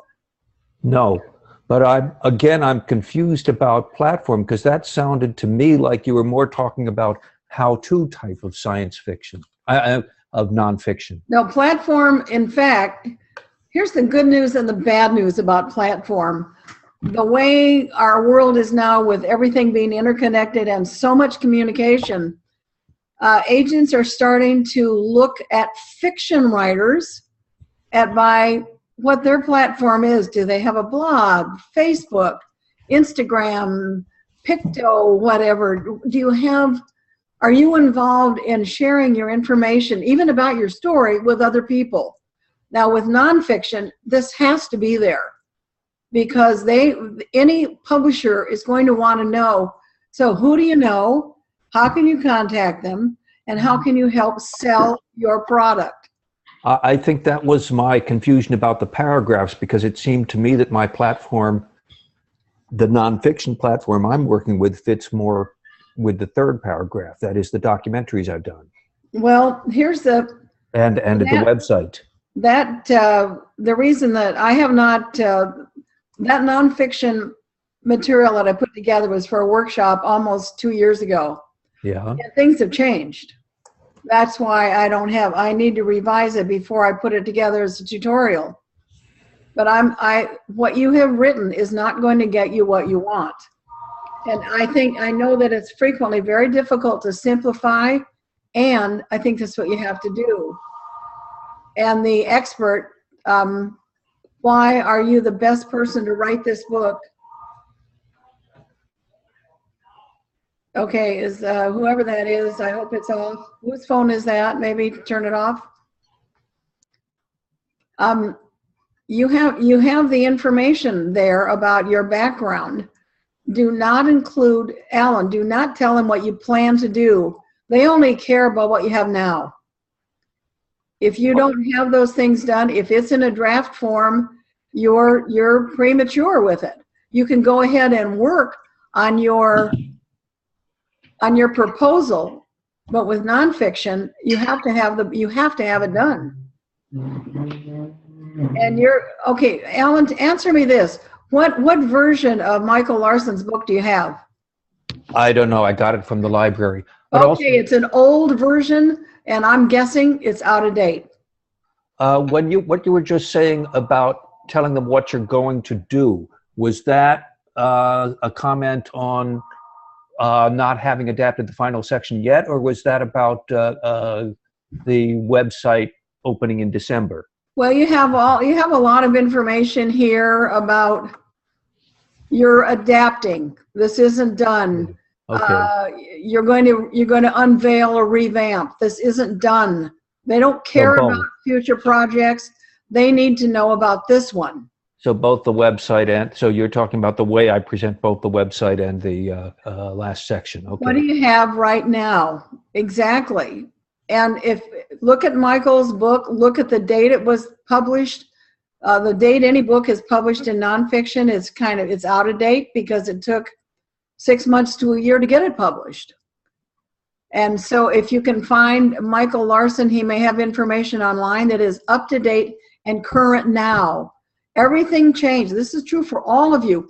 Everything changed the minute the publishing industry finally began to go digital. The minute agents said, send me everything, your query, synopsis, first pages, I want them all at one time, it changed everything. Because you don't have to repeat yourself. You have a lot more space, not a lot more space, you have more room to expand your story. So Alan, in your case, it's nonfiction. This query hasn't changed. The query format for nonfiction remains the same. Easy to read. What you got, what is it about, who cares, and how can you help sell it? That's pretty basic. And don't make me struggle to read it. See, that to me is the beauty of listening to somebody read it, because when there's a stumble or anything that seems a little challenging, that tells you that there's too much information. Okay, Alan, do you have any more questions, and then we'll move on? No, not at this point. Okay, Alan, this is a situation for KISS. Keep it simple, sweetheart. Keep it simple. Remember, for all of you, you want the agents to read your material without having to stop and struggle. Oh, what does this mean? Oh, what does that mean? How did she get away from the agent? Is the agent a bad guy? I mean, these things came up for us. You don't want them to come up for someone that you're trying to convince about your writing skills. That makes sense? Yes, it makes perfect sense. Ask and answer my own questions. Okay. Oh, I did want to ask one question. The talk about writers' conferences. Are there writers' conferences for nonfiction writers too? You'll have to look it up. I don't know. I don't know that there is such a thing as a specialized conference. There may be agents there who specialize in nonfiction. You'll have to do your own research there. Okay? Okay. All righty. Now, this is from Janet. So who would like to read about, this is Glass Promises. What a great title that is. Okay, who's going to read? I'll read if no one else wants to. Okay, wait a minute. 2 people have raised their hands. Okay. I haven't done this yet. Hang on just a second. Okay, Natasha. Okay. Natasha, you will receive the link to the synopsis book. Get to it immediately. Okay? And is there another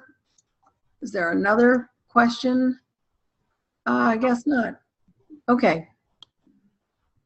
Anyway, again, I'm setting up some systems that don't always work, Natasha, as easily as I wish they did. I need to find some, I'm looking at companies to fulfill orders for these PDF downloads. This is not in a full book form yet. It will be at some point. In fact, this whole thing will be together. Again, this is the beauty of the digital world. I'm constantly going back and reviewing and changing the information that is in the tutorials because things change. And I'm in ongoing communication with some friends in the business. I have moles in the business. I know some agents. So what's new? What's going on? Oh, you've changed this. Oh, you've changed that. And if I find that is a trend, then I go back into my tutorials and I change them to keep them updated. You can't do that with a print book. So, you know, that's kind of the difference. Because I like books, when I do a tutorial, I print them out. I print them out and bind them so they turn into books. Mm-hmm. And you can do that easily. Just so I'm not always fussing with loose pieces of paper or things in a file or losing stuff. So I hope, Natasha, that answers your question. Oops, two more, hang on.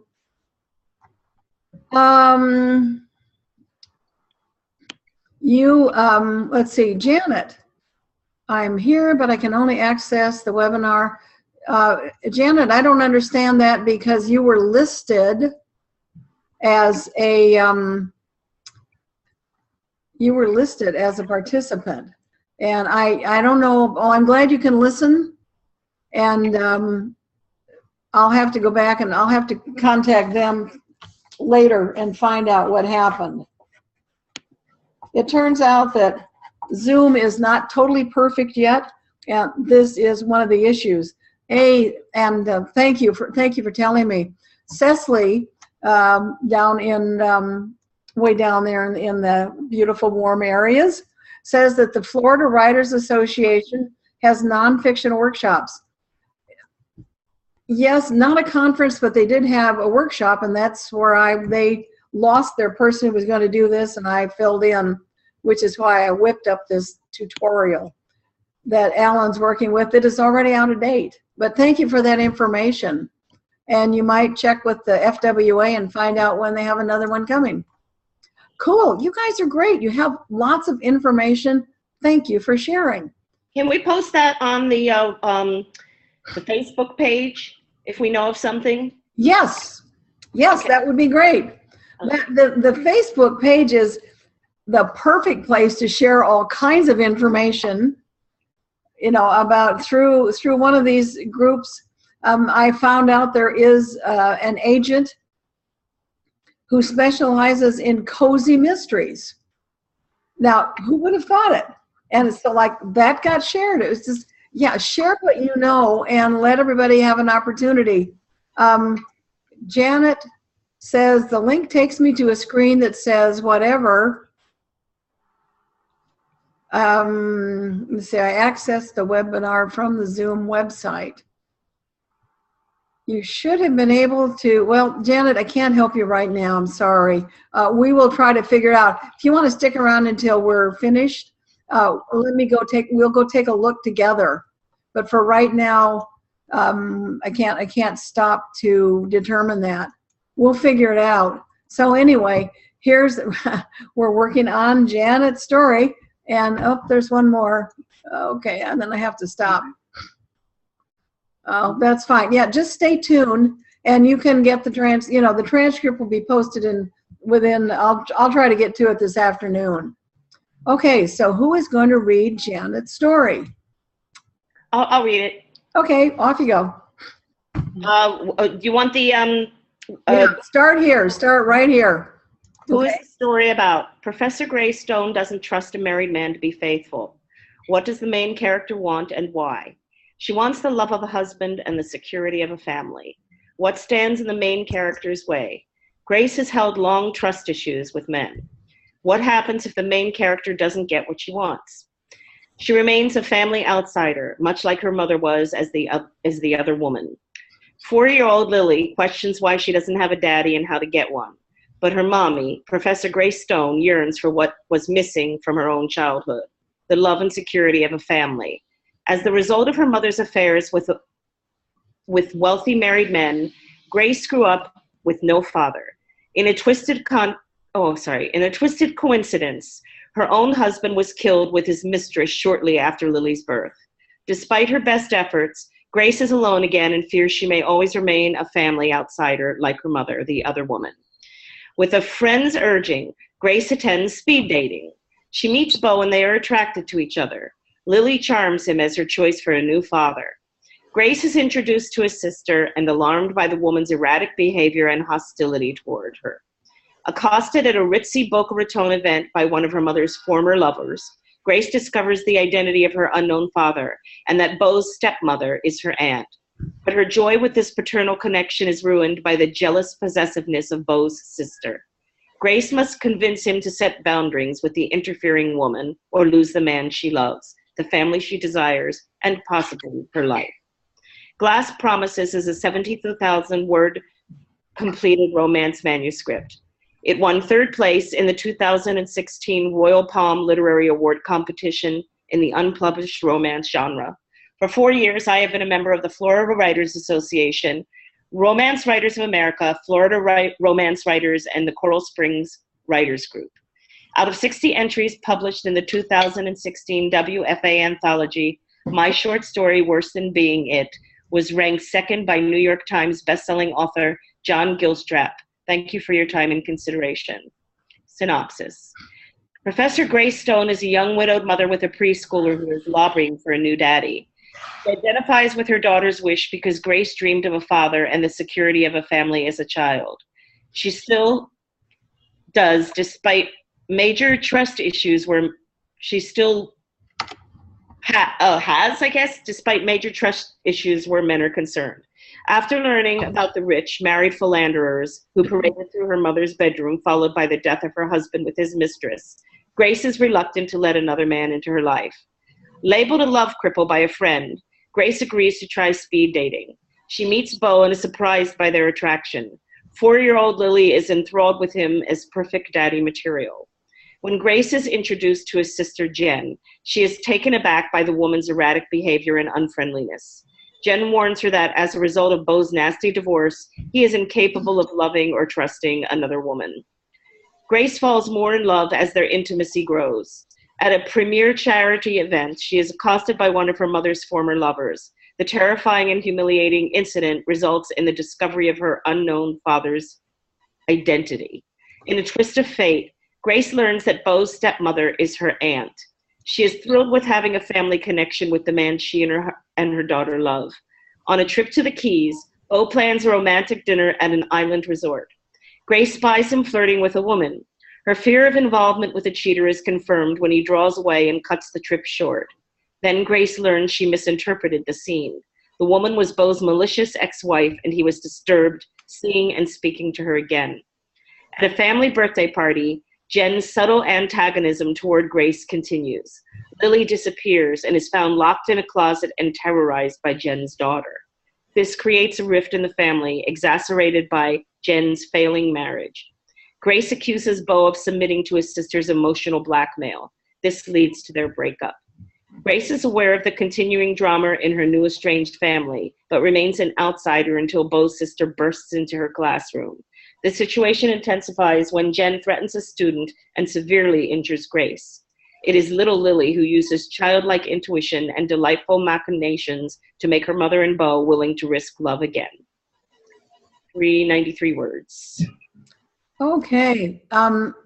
What works here, and I've said it every time, I love the title, which is Glass. I don't know if I have it any place there. And I think, Janet, you've done a really good job. It'd be helpful if I could spell, but what the heck. You pulled together your query and synopsis, but I found some areas of overlap, which would give you more time in your synopsis to build the case. Here's one thing that came up for me, and maybe I'm the only one. Let's find out with the group. I'm not sure your story core is about trust, or is it about the fear of being vulnerable, of being hurt? it's my understanding that vulnerability is the issue that creates distrust or fear of intimacy. You don't want to be hurt again. So that's something maybe just to look at. And I think you want to just delete your last sentence above out of 60 interests, blah, blah, blah. I know that was important, but it pulls agent attention away from your story. Now, when we went through the synopsis, and I thought this the first time, crazy sister tries to kill Grace. And then you gave away the power with having your synopsis end with Lily. True, she's an important part of your story, but Grace is your protagonist. And I think you need to stick with her.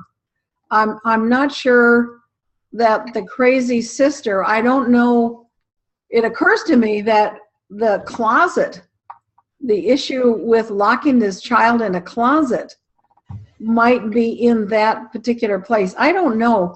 Is anybody else bothered by that? Well, she also starts the query with Lily wanting a father. Yeah. And I feel like that takes away from Grace also, even though I know it's compelling that little Lily wants a daddy, that maybe that could be the second sentence. Okay. So I think, yeah, stick with Grace, and Lily's she's her mom.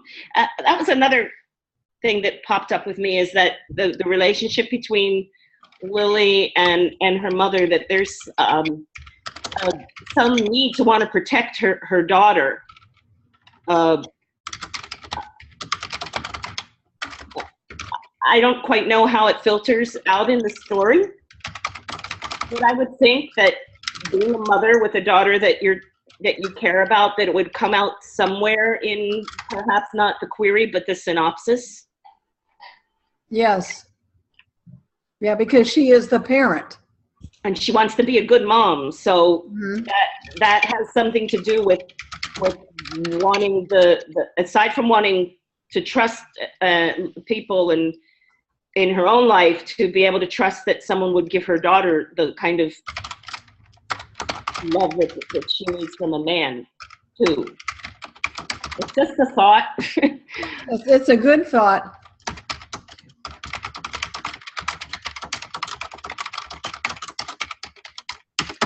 Okay. Anything else? This is a nice job, Janet. Despite what we've said, we're getting down to the nitpicking stage, and that's important. But generally speaking, I think you did a good job with this. And I'm sorry about this electronic issue. I'm going to have to go back and do a little checking, but let's see what we might come up with when this is finished.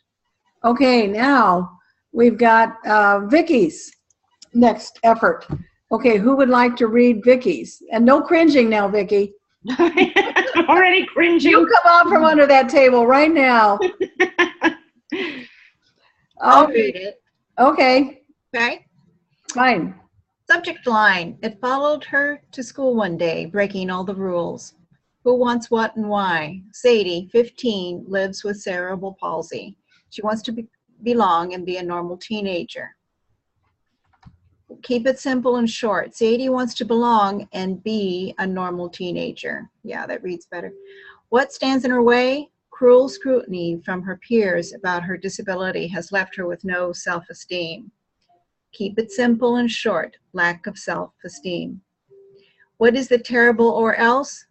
If she doesn't find the strength to believe in her own self-worth and accept who she is, she will crumble in her dark place and give up on living. Keep it simple and short. Suicide. Comment for everyone. KISS. Keep it simple, sweethearts. I like that. The purpose of the story core is to keep you focused instead of wandering around in adjective, adverb, explanation land. Vicky's first paragraph. Born with cerebral palsy, Sadie's tangled walk attracts attention with every step she takes. The real Sadie hides from the world, for people only see a cripple when she slithers by. except for her one friend, Finn, who moved back to London. She's convinced she'll never see him again. Sent to her grandmother's isolated Catskill Mountain home for the summer, it is a perfect refuge to end her life. But in the forest, as at school, Sadie senses someone watches her once again. Comment, this works, keep it.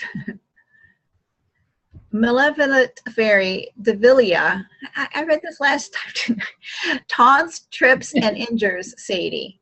This invisible thing stalks her, and Sadie is sure she has lost her mind. Sadie wants to die, not be crazy, where the torture of insanity would be much worse than death. When Devillia finally shows herself, Sadie is stunned. Yet Sadie begins to tap into an inner strength, for this creature, envious of the mortal world, intrigues her. Sadie starts to live and is sure she can handle the workings of this fairy. As their odd relationship grows, Sadie can't tell if Devillia is friend or foe. Devillia's volatile antics put Sadie further in the limelight, which she hates. Things explode on a field trip when Devillia is the cause of a miraculous incident with Sadie as the centerpiece. A YouTube video of Sadie goes viral.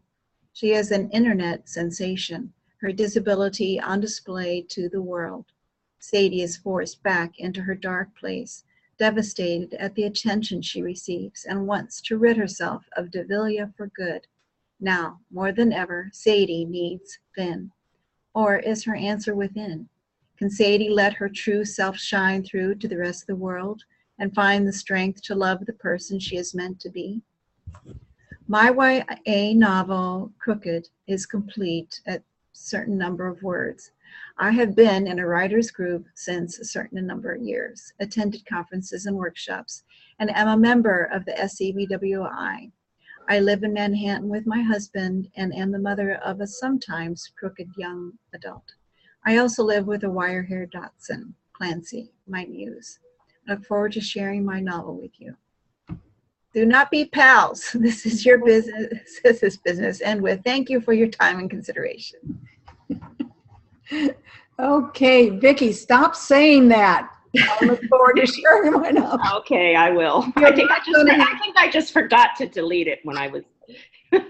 Okay, now this is what works, and you're coming along with this. You have made, in fact, gigantic gains. Your subject line in your first paragraph will do the job. They'll read it. Now, here's where we've got some issues. Your second paragraph, it wanders around, and again, it falls off of the story core. This kid wants to be normal. She wants to have friends, and she suffers from lack of self-esteem. Welcome to teen world. This is clear in your first paragraph. However, your second paragraph focuses a lot on your antagonist, Devillia, when it needs to stay with Sadie. Now, in this version, she needs and wants Finn. Why? What can he do that she can't do for herself? She wants to get rid of Devillia. What is the core of that? Why does her interest in this being shift to getting rid of the pest? In other words, lots of questions. At some point, I know this, something forces Sadie to look at her life and how somehow it's changed. You say she's gotten stronger? How? Does being in the limelight shift her? Does the video bring her potential friends? Or has it helped some kids at school realize that she is self-conscious, which most of them had not considered before? Something has happened with this YouTube video, and I don't know what the event was, but I think the strength of it, instead of driving her back, it could make her experience a new emotion. Look, here's the deal. I think you're stuck in large philosophical concepts instead of staying with the loneliness of one girl, because you talk about her true self, and like that is like a big catchword, to love the person she's meant to be. That's not It's very large in concept, but vague as to the how. What is her true self? I don't know. Who is the person she's meant to be? And I thought about this while I was swimming laps the other day. I kept thinking, all right, why am I thinking about Sadie? And suddenly I realized she is every girl. Mm-hmm. She is every teenager. Angst. Mm-hmm. Teenager and angst. Same word, same meaning. You know, pimples or weight or no boyfriend or the wrong kind of hair or blah, blah, blah, blah, blah, blah, blah. Kids wallow in emotional stuff.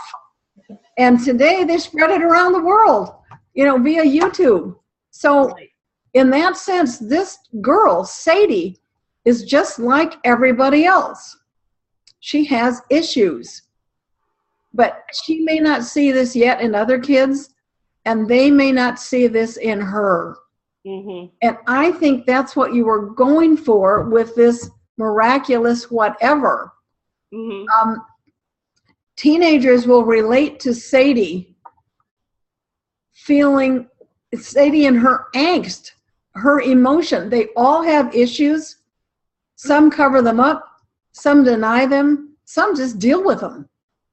You will never meet a teenager that isn't having, and boys and girls, hormonal rushes and dealing with the stuff of life. And that's why I think when you hone in on the one thing that she wants more than anything, this will reduce your word count and steer you in the right direction for your second paragraph of this query. What is the one thing? Notice the one finger, one thing that Sadie wants more than anything in the world. What is that? To fit in.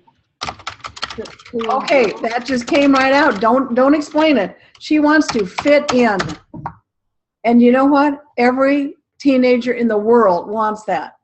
Right. In fact, so do most adults.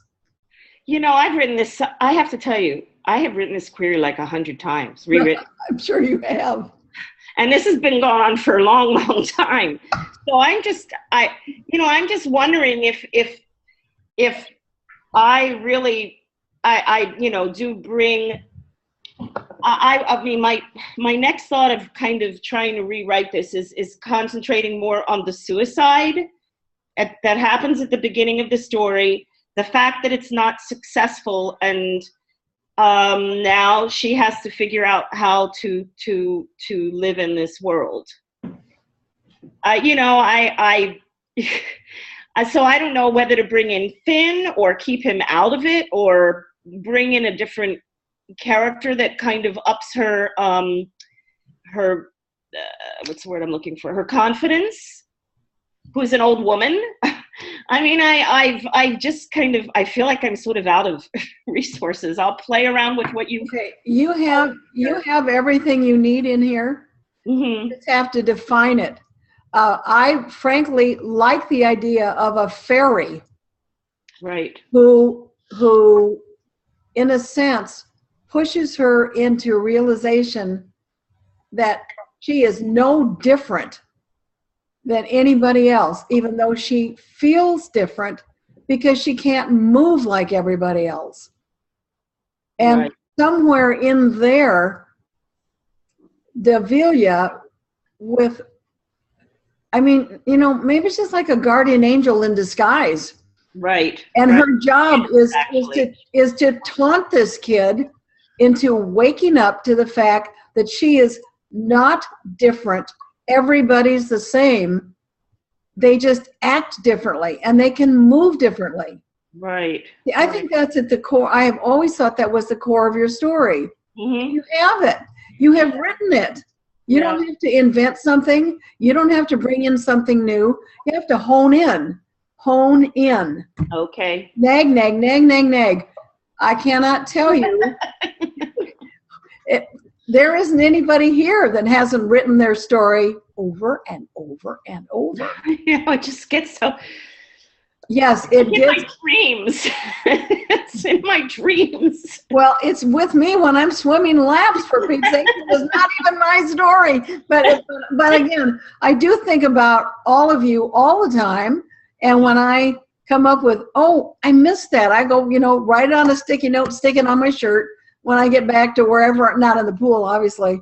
Although I do have a waterproof slate. I have a slate where I make notes so that, if something comes up, it's like, oh, I need to look at that. And Sadie, I suddenly realized she's not different.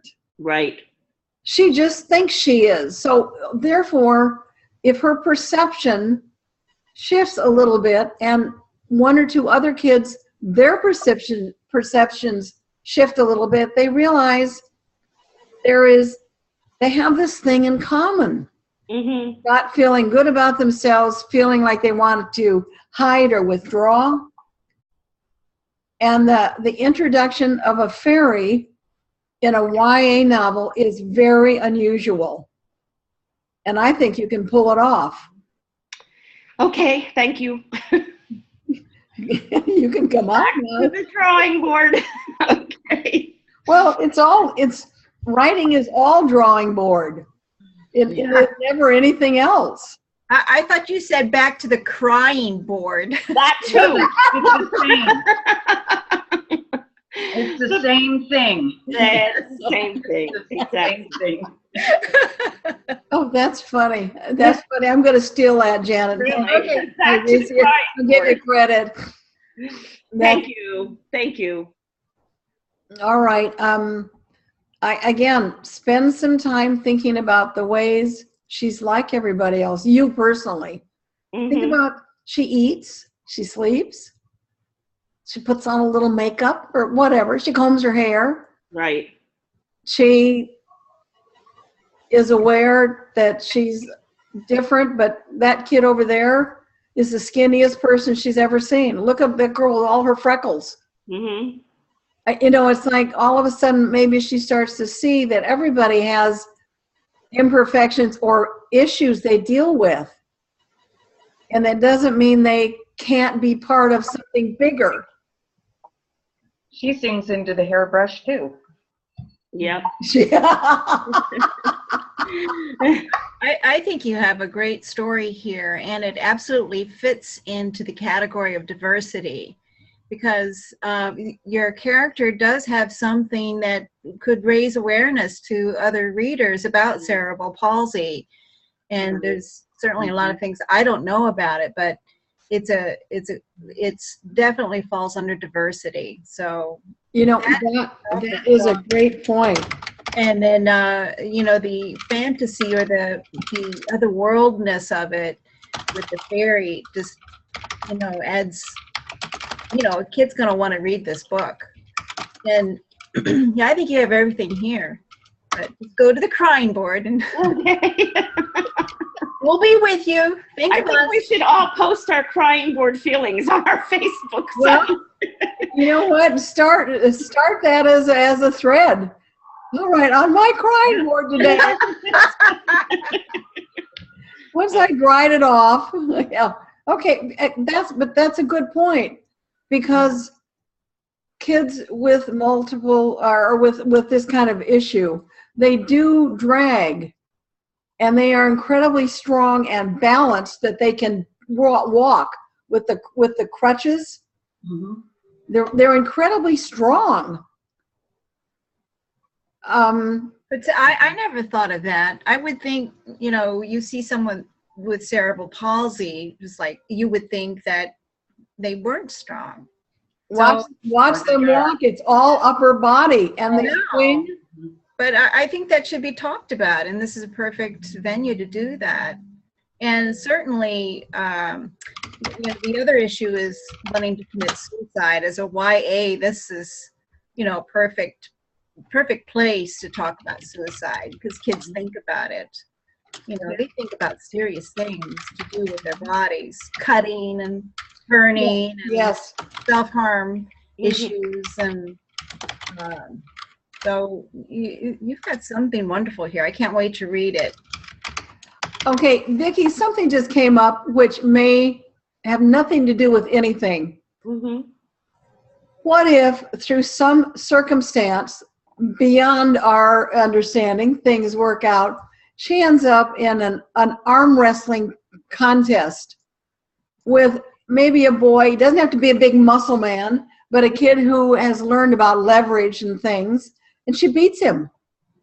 Well, actually, there's a scene that Develia helps her.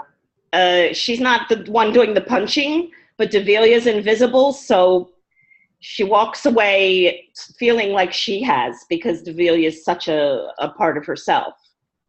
So it would be more powerful if it was her. Mm-hmm. And I'm not sure what the setup would be, cafeteria, dining table, because you need something for that leverage. Yeah. But yeah. Because she walks with those hand brace crutches, she's got upper body strength. All Right. of these kids do. They all do.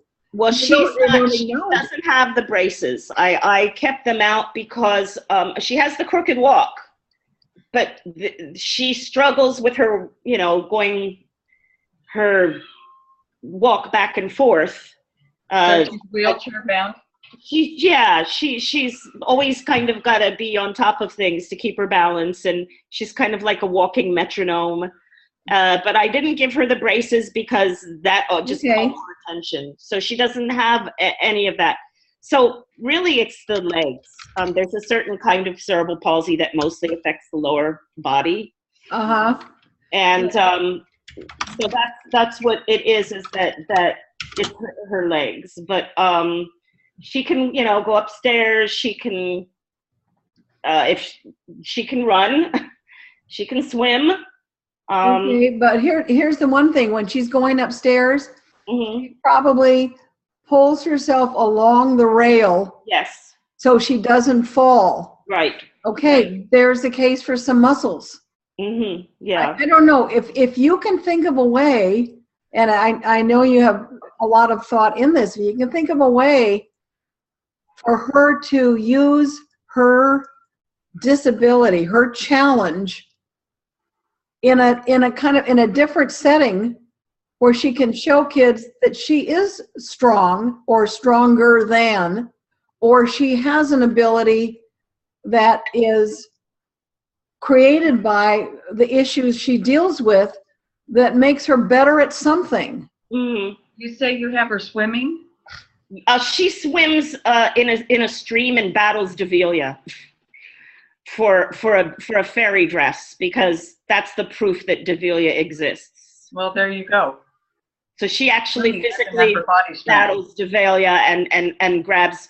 Develia pulls, she pulls, Develia pulls, she pulls, and she wins. So she can swim, and Yep. Again, swimming can be an upper body strength builder. You might think about how you could incorporate that to where she maybe they have some kind of a thing and she actually wins a race.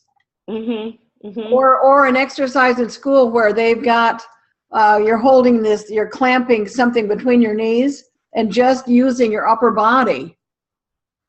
Think about how you can transform in a school situation her use of herself. No Develia, by herself. Right.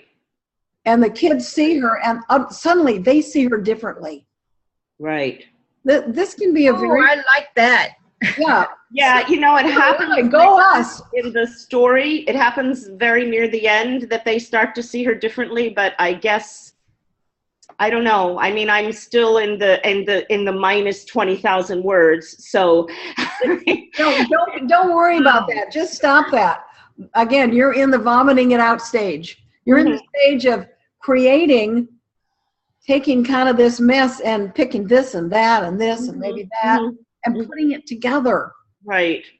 And it's kind of you're going back to another stage, but you have some concepts here that I think you can use. And again, ask for help on the Facebook, on the page.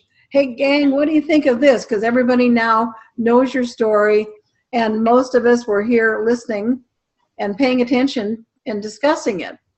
So that's a place if you have a question. But remember, Sevilla has to play a secondary role, and the thing that she wants is to fit in. So give her something that happens that gives her that chance, and it's like a brain shock for her. Mm-hmm. Because now everything's different. Okay. Thank you. Okay. Isn't this fun, watching how these things grow? Okay. I'm sorry, that did not qualify as a happy fun sound. Oh. No, it's good. It's all good. I understand. It's good. You're a good storyteller. You have a good vocabulary, a great vocabulary. And your issue here is context, is how to structure this, working with what you have. You don't need to bring in other things. You have to arrange what you have. Okay. Okay. Oh, I can't wait till next week now. Thanks. Okay. Now we have Doree as our finale today. So who's going to read Doree? I will read it. Well, I'll read it. I mean, I don't care. Okay. Okay. StoryCorps. Who wants what? Levi Yoakum wants his status quo to remain as is. What does he want? Why does he want this? Levi and his mom are very close. He can't handle the thought of life without her. KISS. Keep it simple. Levi's mommy manages his life. Who stands in his way? Levi, the me factor. Is it himself, or is it mom who makes choices without consulting him? In this situation, this is a choice that will alter his personal status quo. Mm-hmm.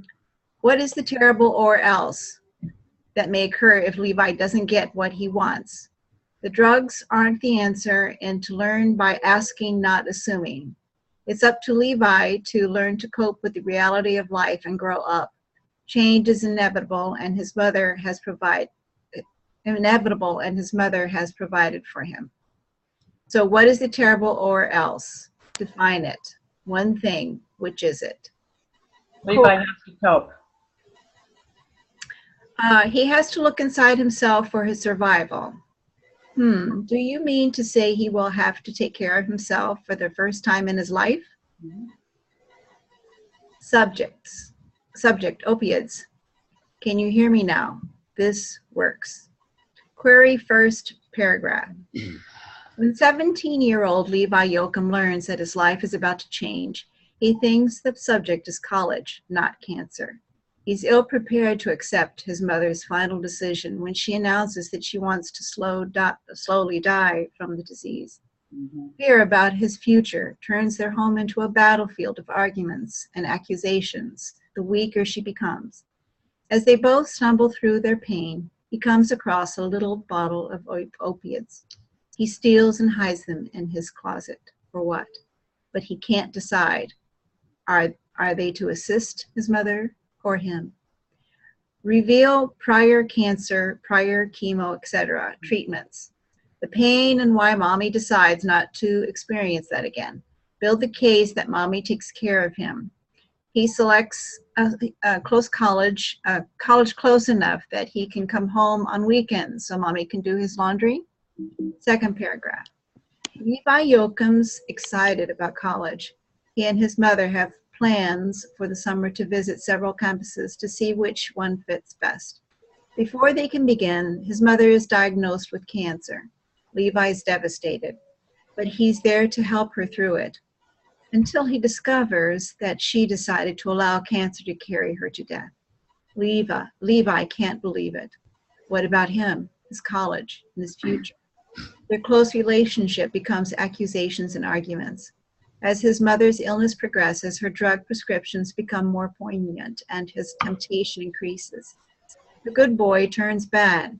Maturity and love are his only realism as his mother begins to fade. Will he man up and be beside her during her final hours, or will he be following her to death? Don't repeat first phrases in your second paragraph. Instead, expand the story. Has the relationship been close, or has he been totally dependent on mommy? Big difference. Paint the picture in your query that fulfills what you have identified as your story core, the who, what, why, not, and the therefore or else. How can Levi be looking forward to college when it means he'll be separated from mommy, and who will take care of him? Question, what is appointment, drug, prescription? Completed in 54 500 words, Turn will appeal to readers of Fault in Our Stars and 13. My background includes 3 years as a reporter for the Salt Lake Valley Journal. For 7 years, I've been an active member and past vice president and president of the Utah RWA, Romance Writers of America, and participate in SCBWI, the Utah League of Writers, and Absolute Writers, as well as 2 critique groups. This works. Good job. Thank you for your time and consideration. Okay. All right, Dory, still, we got a little confusion here. Your subject line works. Your third paragraph works, but we do have some issues in the middle here. Because your story core, the thing he wants is not clearly defined.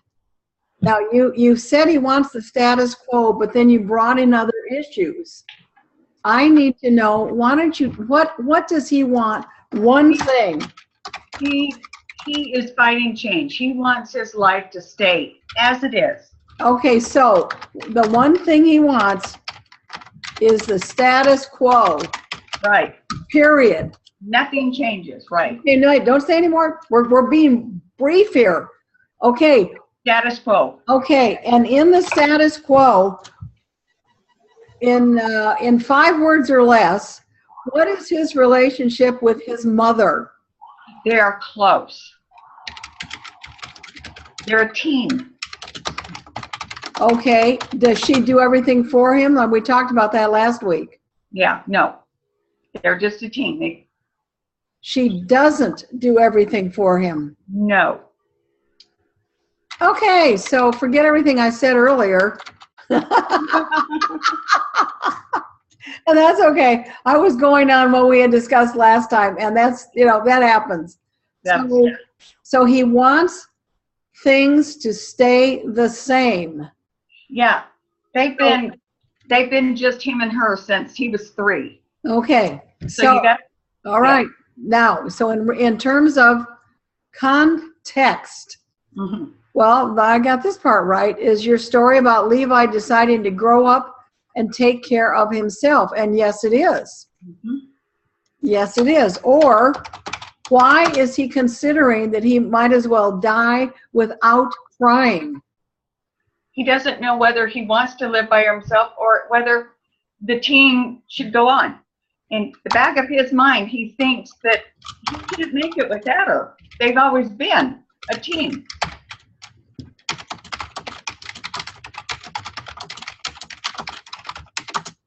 Okay. In actuality, he thinks he needs his mother in order to exist.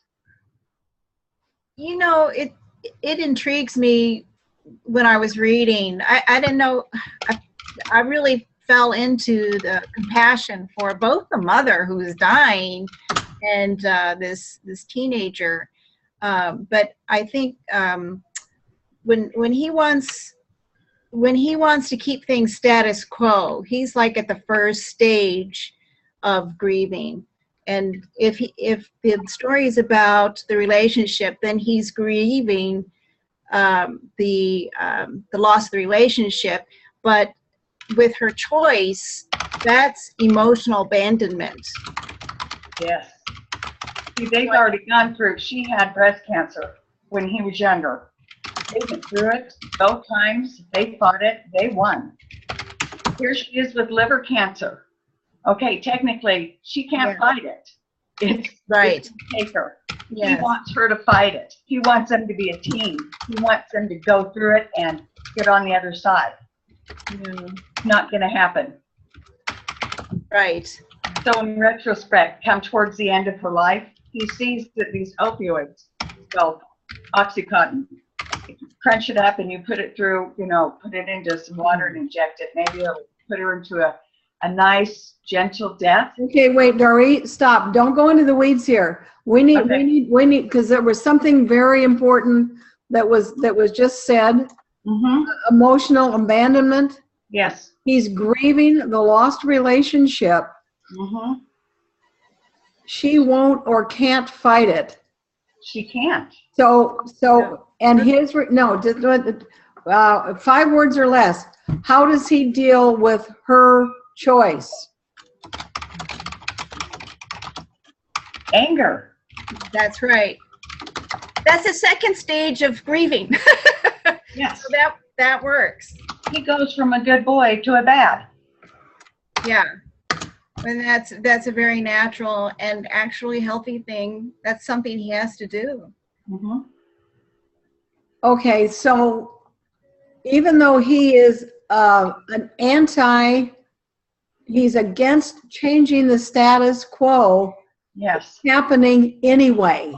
Right. It's just a natural evolvement of what's going on anyway. Yes. But he thinks he can fight it. He thinks he can, all right. In other words, anger's going to fight it. He's going to fight it. Define it. Yeah. No, you tell me. What's it? The loss of his mother. Him having to grow up and be himself. He's got to grow up. He's got to grow up. He's got to learn to live on his own. Well, yeah, he has to live. And yeah, he has to survive with someone else. So now he has to live for himself. Right. And that becomes the opioid choice. Will he take them? Or just give them to mom? Of course he has to take them.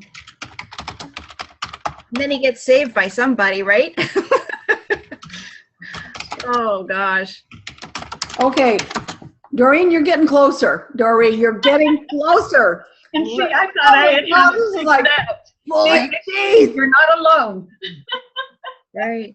Well, you notice, Doreen, everybody here is struggling with some aspect of their story. It is not, it sounds so easy. Who wants what and why not? That sounds easy.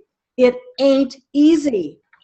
Because in many cases, you haven't quite defined it in your story. Where are you in the writing of this? This is finished. This book is like so finished, it's crying. Oh. Okay. Well, so I have to read it again to write the synopsis. Okay. So let's see where you go with your synopsis next week. Let's take a look at that and see, because we have these notes. It's in writing. Yes. And when you but you want to see my Corey again, right? Oh yeah, I'm going to see it until it glows in the dark. Because if I find issues that don't work for me, I can 100% guarantee you the agent's going to go, say what? Where are we going with this? You don't want them to do that. You want them to say why. That's right. I have one thing, Dory, that you say that the what does he want status quo. I don't know if I feel like what might be the problem with the second paragraph, like me, is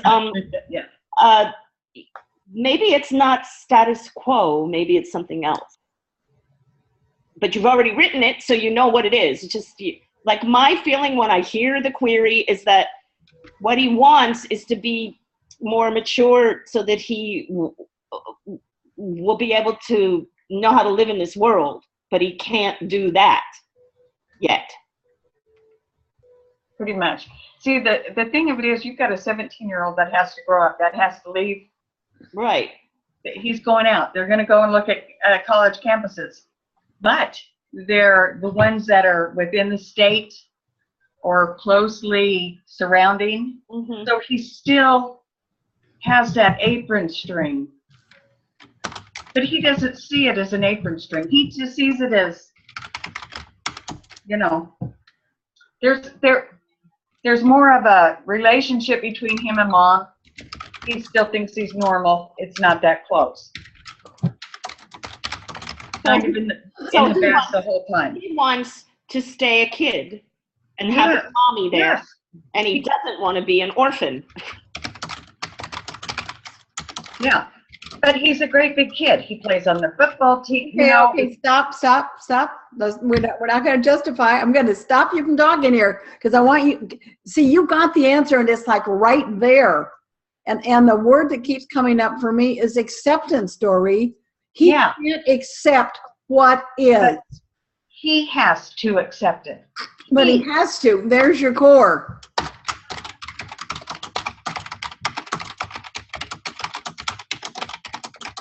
And that's why I have it say he has to accept himself for survival. Or else. That's the or else right there. Right. Oh my gosh, I'm exhausted. That was good work, Dory. Thank you. Good work, everybody, because that's what we just learned is a lot more about what's in the story. So next week when we look at your synopsis, it should glow. Oh, honey, it's the first draft, but you can always, yes, maybe it can.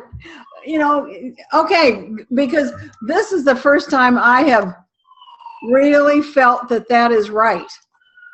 Okay. He can't accept what is, but he has to accept it or else.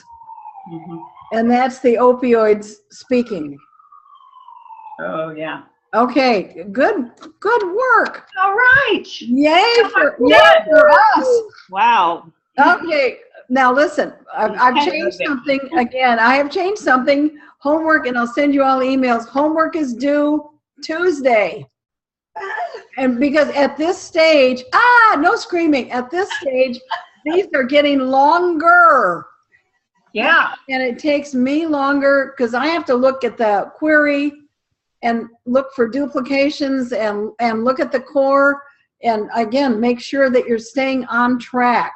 So wherever you are, take your next step. Okay, so Molly, you're more or less getting us to render down what an agent would be looking at. Yes, and good use of render down. Ooh, that's good. Yeah, you're pruning and paring and revising and chopping and making it better, making it tighter, and proving that you are what you are, storytellers who also understand a little bit about selling, and you're all getting it. Again, whoops, what just happened here? Oh, who knows? Oh, it's this guy right here, fell away. If you need help, that's at Molly Mart.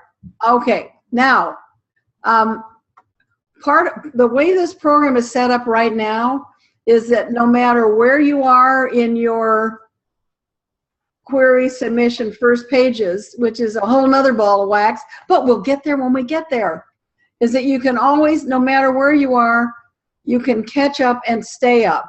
If you're still like for example, Doree didn't have a synopsis yet because she's been struggling with her query. But again, that's how you get to where you are now, and you got there. It has to do with acceptance. That is the status quo, but accepting that it's changed.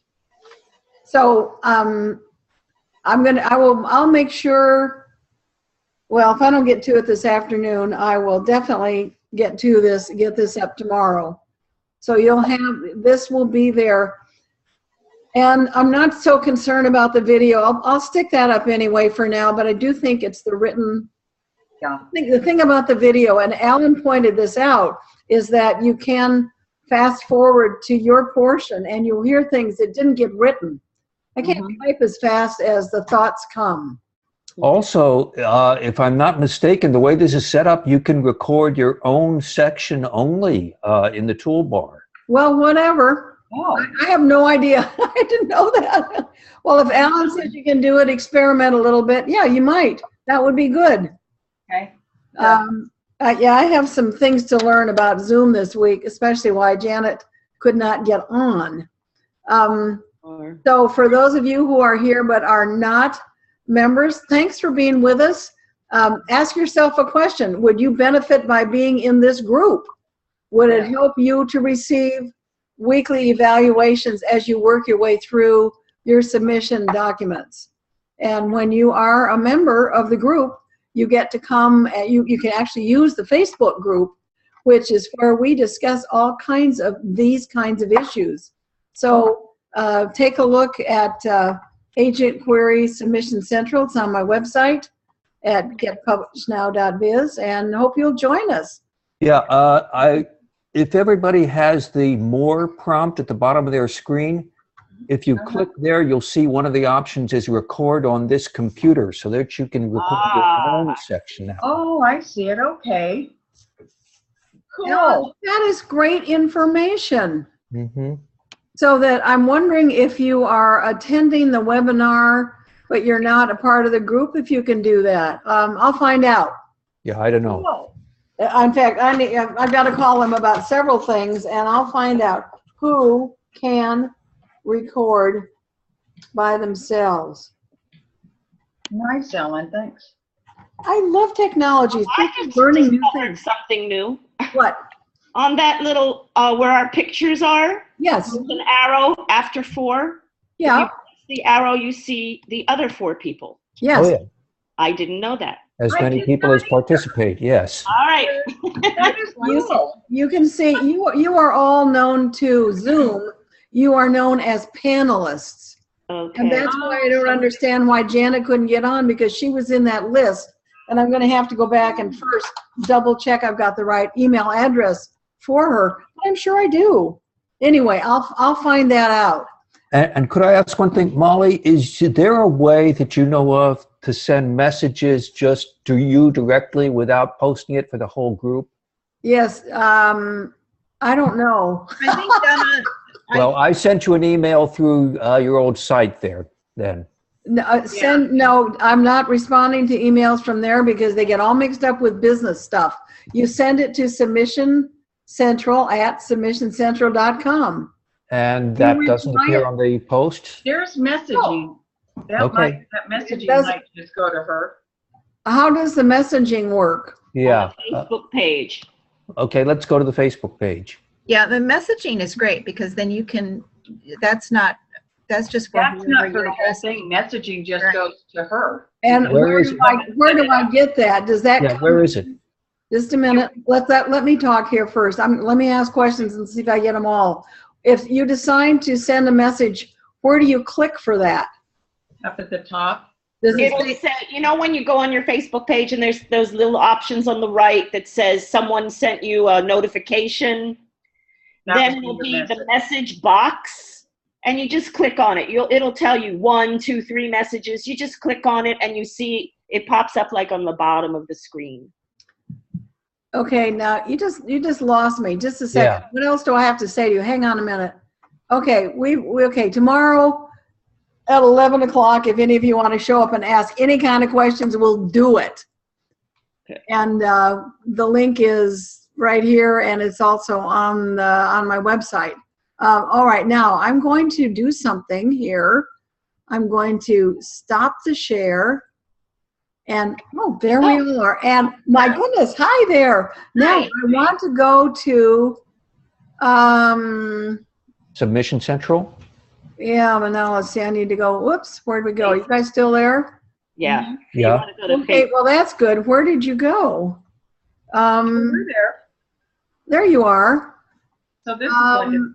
I'm trying to think of how, okay, I need to, this is too complicated. I can't do this. Yeah. So you'll find it on your page when you look around. It's not hard. Okay, but it's basically all in the upper right-hand corner. I'll email you just to explain it easier. Well, oh, bless your heart. Yes, I love explanations. I might not be so good at it, but it's really very simple. It's just like private messaging. Can you forward that email to the rest of us, Molly? Sure. Vicky, Well, if she puts when it you- right on the Facebook. when you send that to me, I'll post it on, well, you know what, Vicky, yeah, good idea. Post it on the Facebook page. Okay. How Okay. to private message from Vicky. Okay. And then I'm going to private message you and see if you got it. And then This is a test, Molly. Respond to my question. and all you have to do is say "got it," because it'll pop Oh, up. you know what? When you put it up, Vicki, it's got everybody. You can pick out who specifically you want it to go to. Oh, cool. That's even cooler. How Yeah. cool. I look forward to receiving your instructions. I'm not going to do anything until you tell me how to do it. Okay. That's all right. Because I have found that very simple, sometimes very simple little things Yeah. can eat up an entire day or an afternoon. It can motivate me to want a cookie or a drink or both. Yes. And yes. it's just that I know what I already need. had my drink. Well, I this started is just early. water. Although I guess I could put gin in here. Whatever. Oh, we're a wild bunch. Now, well, Look I'm up saying, those middle graders, writers. Mm-hmm. okay, whoops. What happened to my screen share? I get, oh, wait, here it is. Okay, I brought it back. There you go. I am figuring this out. Yeah, to me, this is a whole new language. The digital world is a language, and I speak, you know, I don't speak Latin because there's nobody to talk to, but I know Latin, and I know I can interpret lots of different languages. I have yet to feel an ease with the digital world. Little dots mean this, a little something means that. Little, it's like, just tell me how to do it. So thank you, Vicki. I appreciate that. And Janet, we're going to, let's see, let me think, Janet, if you are still here, send me a message in the chat box that you're still here. Okay, there's the message. Okay. From Janet, still here. Okay. Janet, here's what I know to do is I know to get on the phone and call a customer service person. And then we need to go look at the one thing, the one area where we might have screwed up, Janet, and it could be me, is in putting your name in as a panelist. I didn't get the right email address. So I'm going to go look, and I'm going to send that email to you. And it's possible, I wonder, I could have cut off a letter, a number, or something. I don't know what happened. And if I can't figure it out, I'm going to call Zoom, but I'll get back to you with a reason why you couldn't participate other than this way. And I'm sorry that it happened, but I'm glad you're here. And I hope you got some information. You can certainly download the video if you want, or the transcript. It'll be up there to tell you what we talked about with glass promises. I'll try. Okay, Janet says, the problem seems to be the URL link I received in my email. Isn't that interesting? Okay, I'll make a note. I'll to tell them. Has to do with the URL link received. Janet, here's what would help. If you send them a or send me an email to Submission Central and include that URL link in there, and that will help them figure out how you were led astray. So Molly, I'm going to have to say goodbye to everybody. okay. Okay. Thanks. Yeah. See you. Thanks, Vicki. Okay. Bye, everybody. You're going to be great. Yeah, listen, we're basically, okay, we're basically finished today. Thank you all for coming. If you've got questions and stuff to share, you know, tomorrow I'll be here, same time, same place, 11 o'clock. So register, and if you want to chat, we'll talk about stuff. So I really appreciate you all coming, and thank you again for being my wonderful, brave, and incredible volunteers in this experience as we create something new together. Yay. Yay. Okay, so thank you, and we'll see you all next time. Right on. All right. Bye for now. Have a great day. Thanks.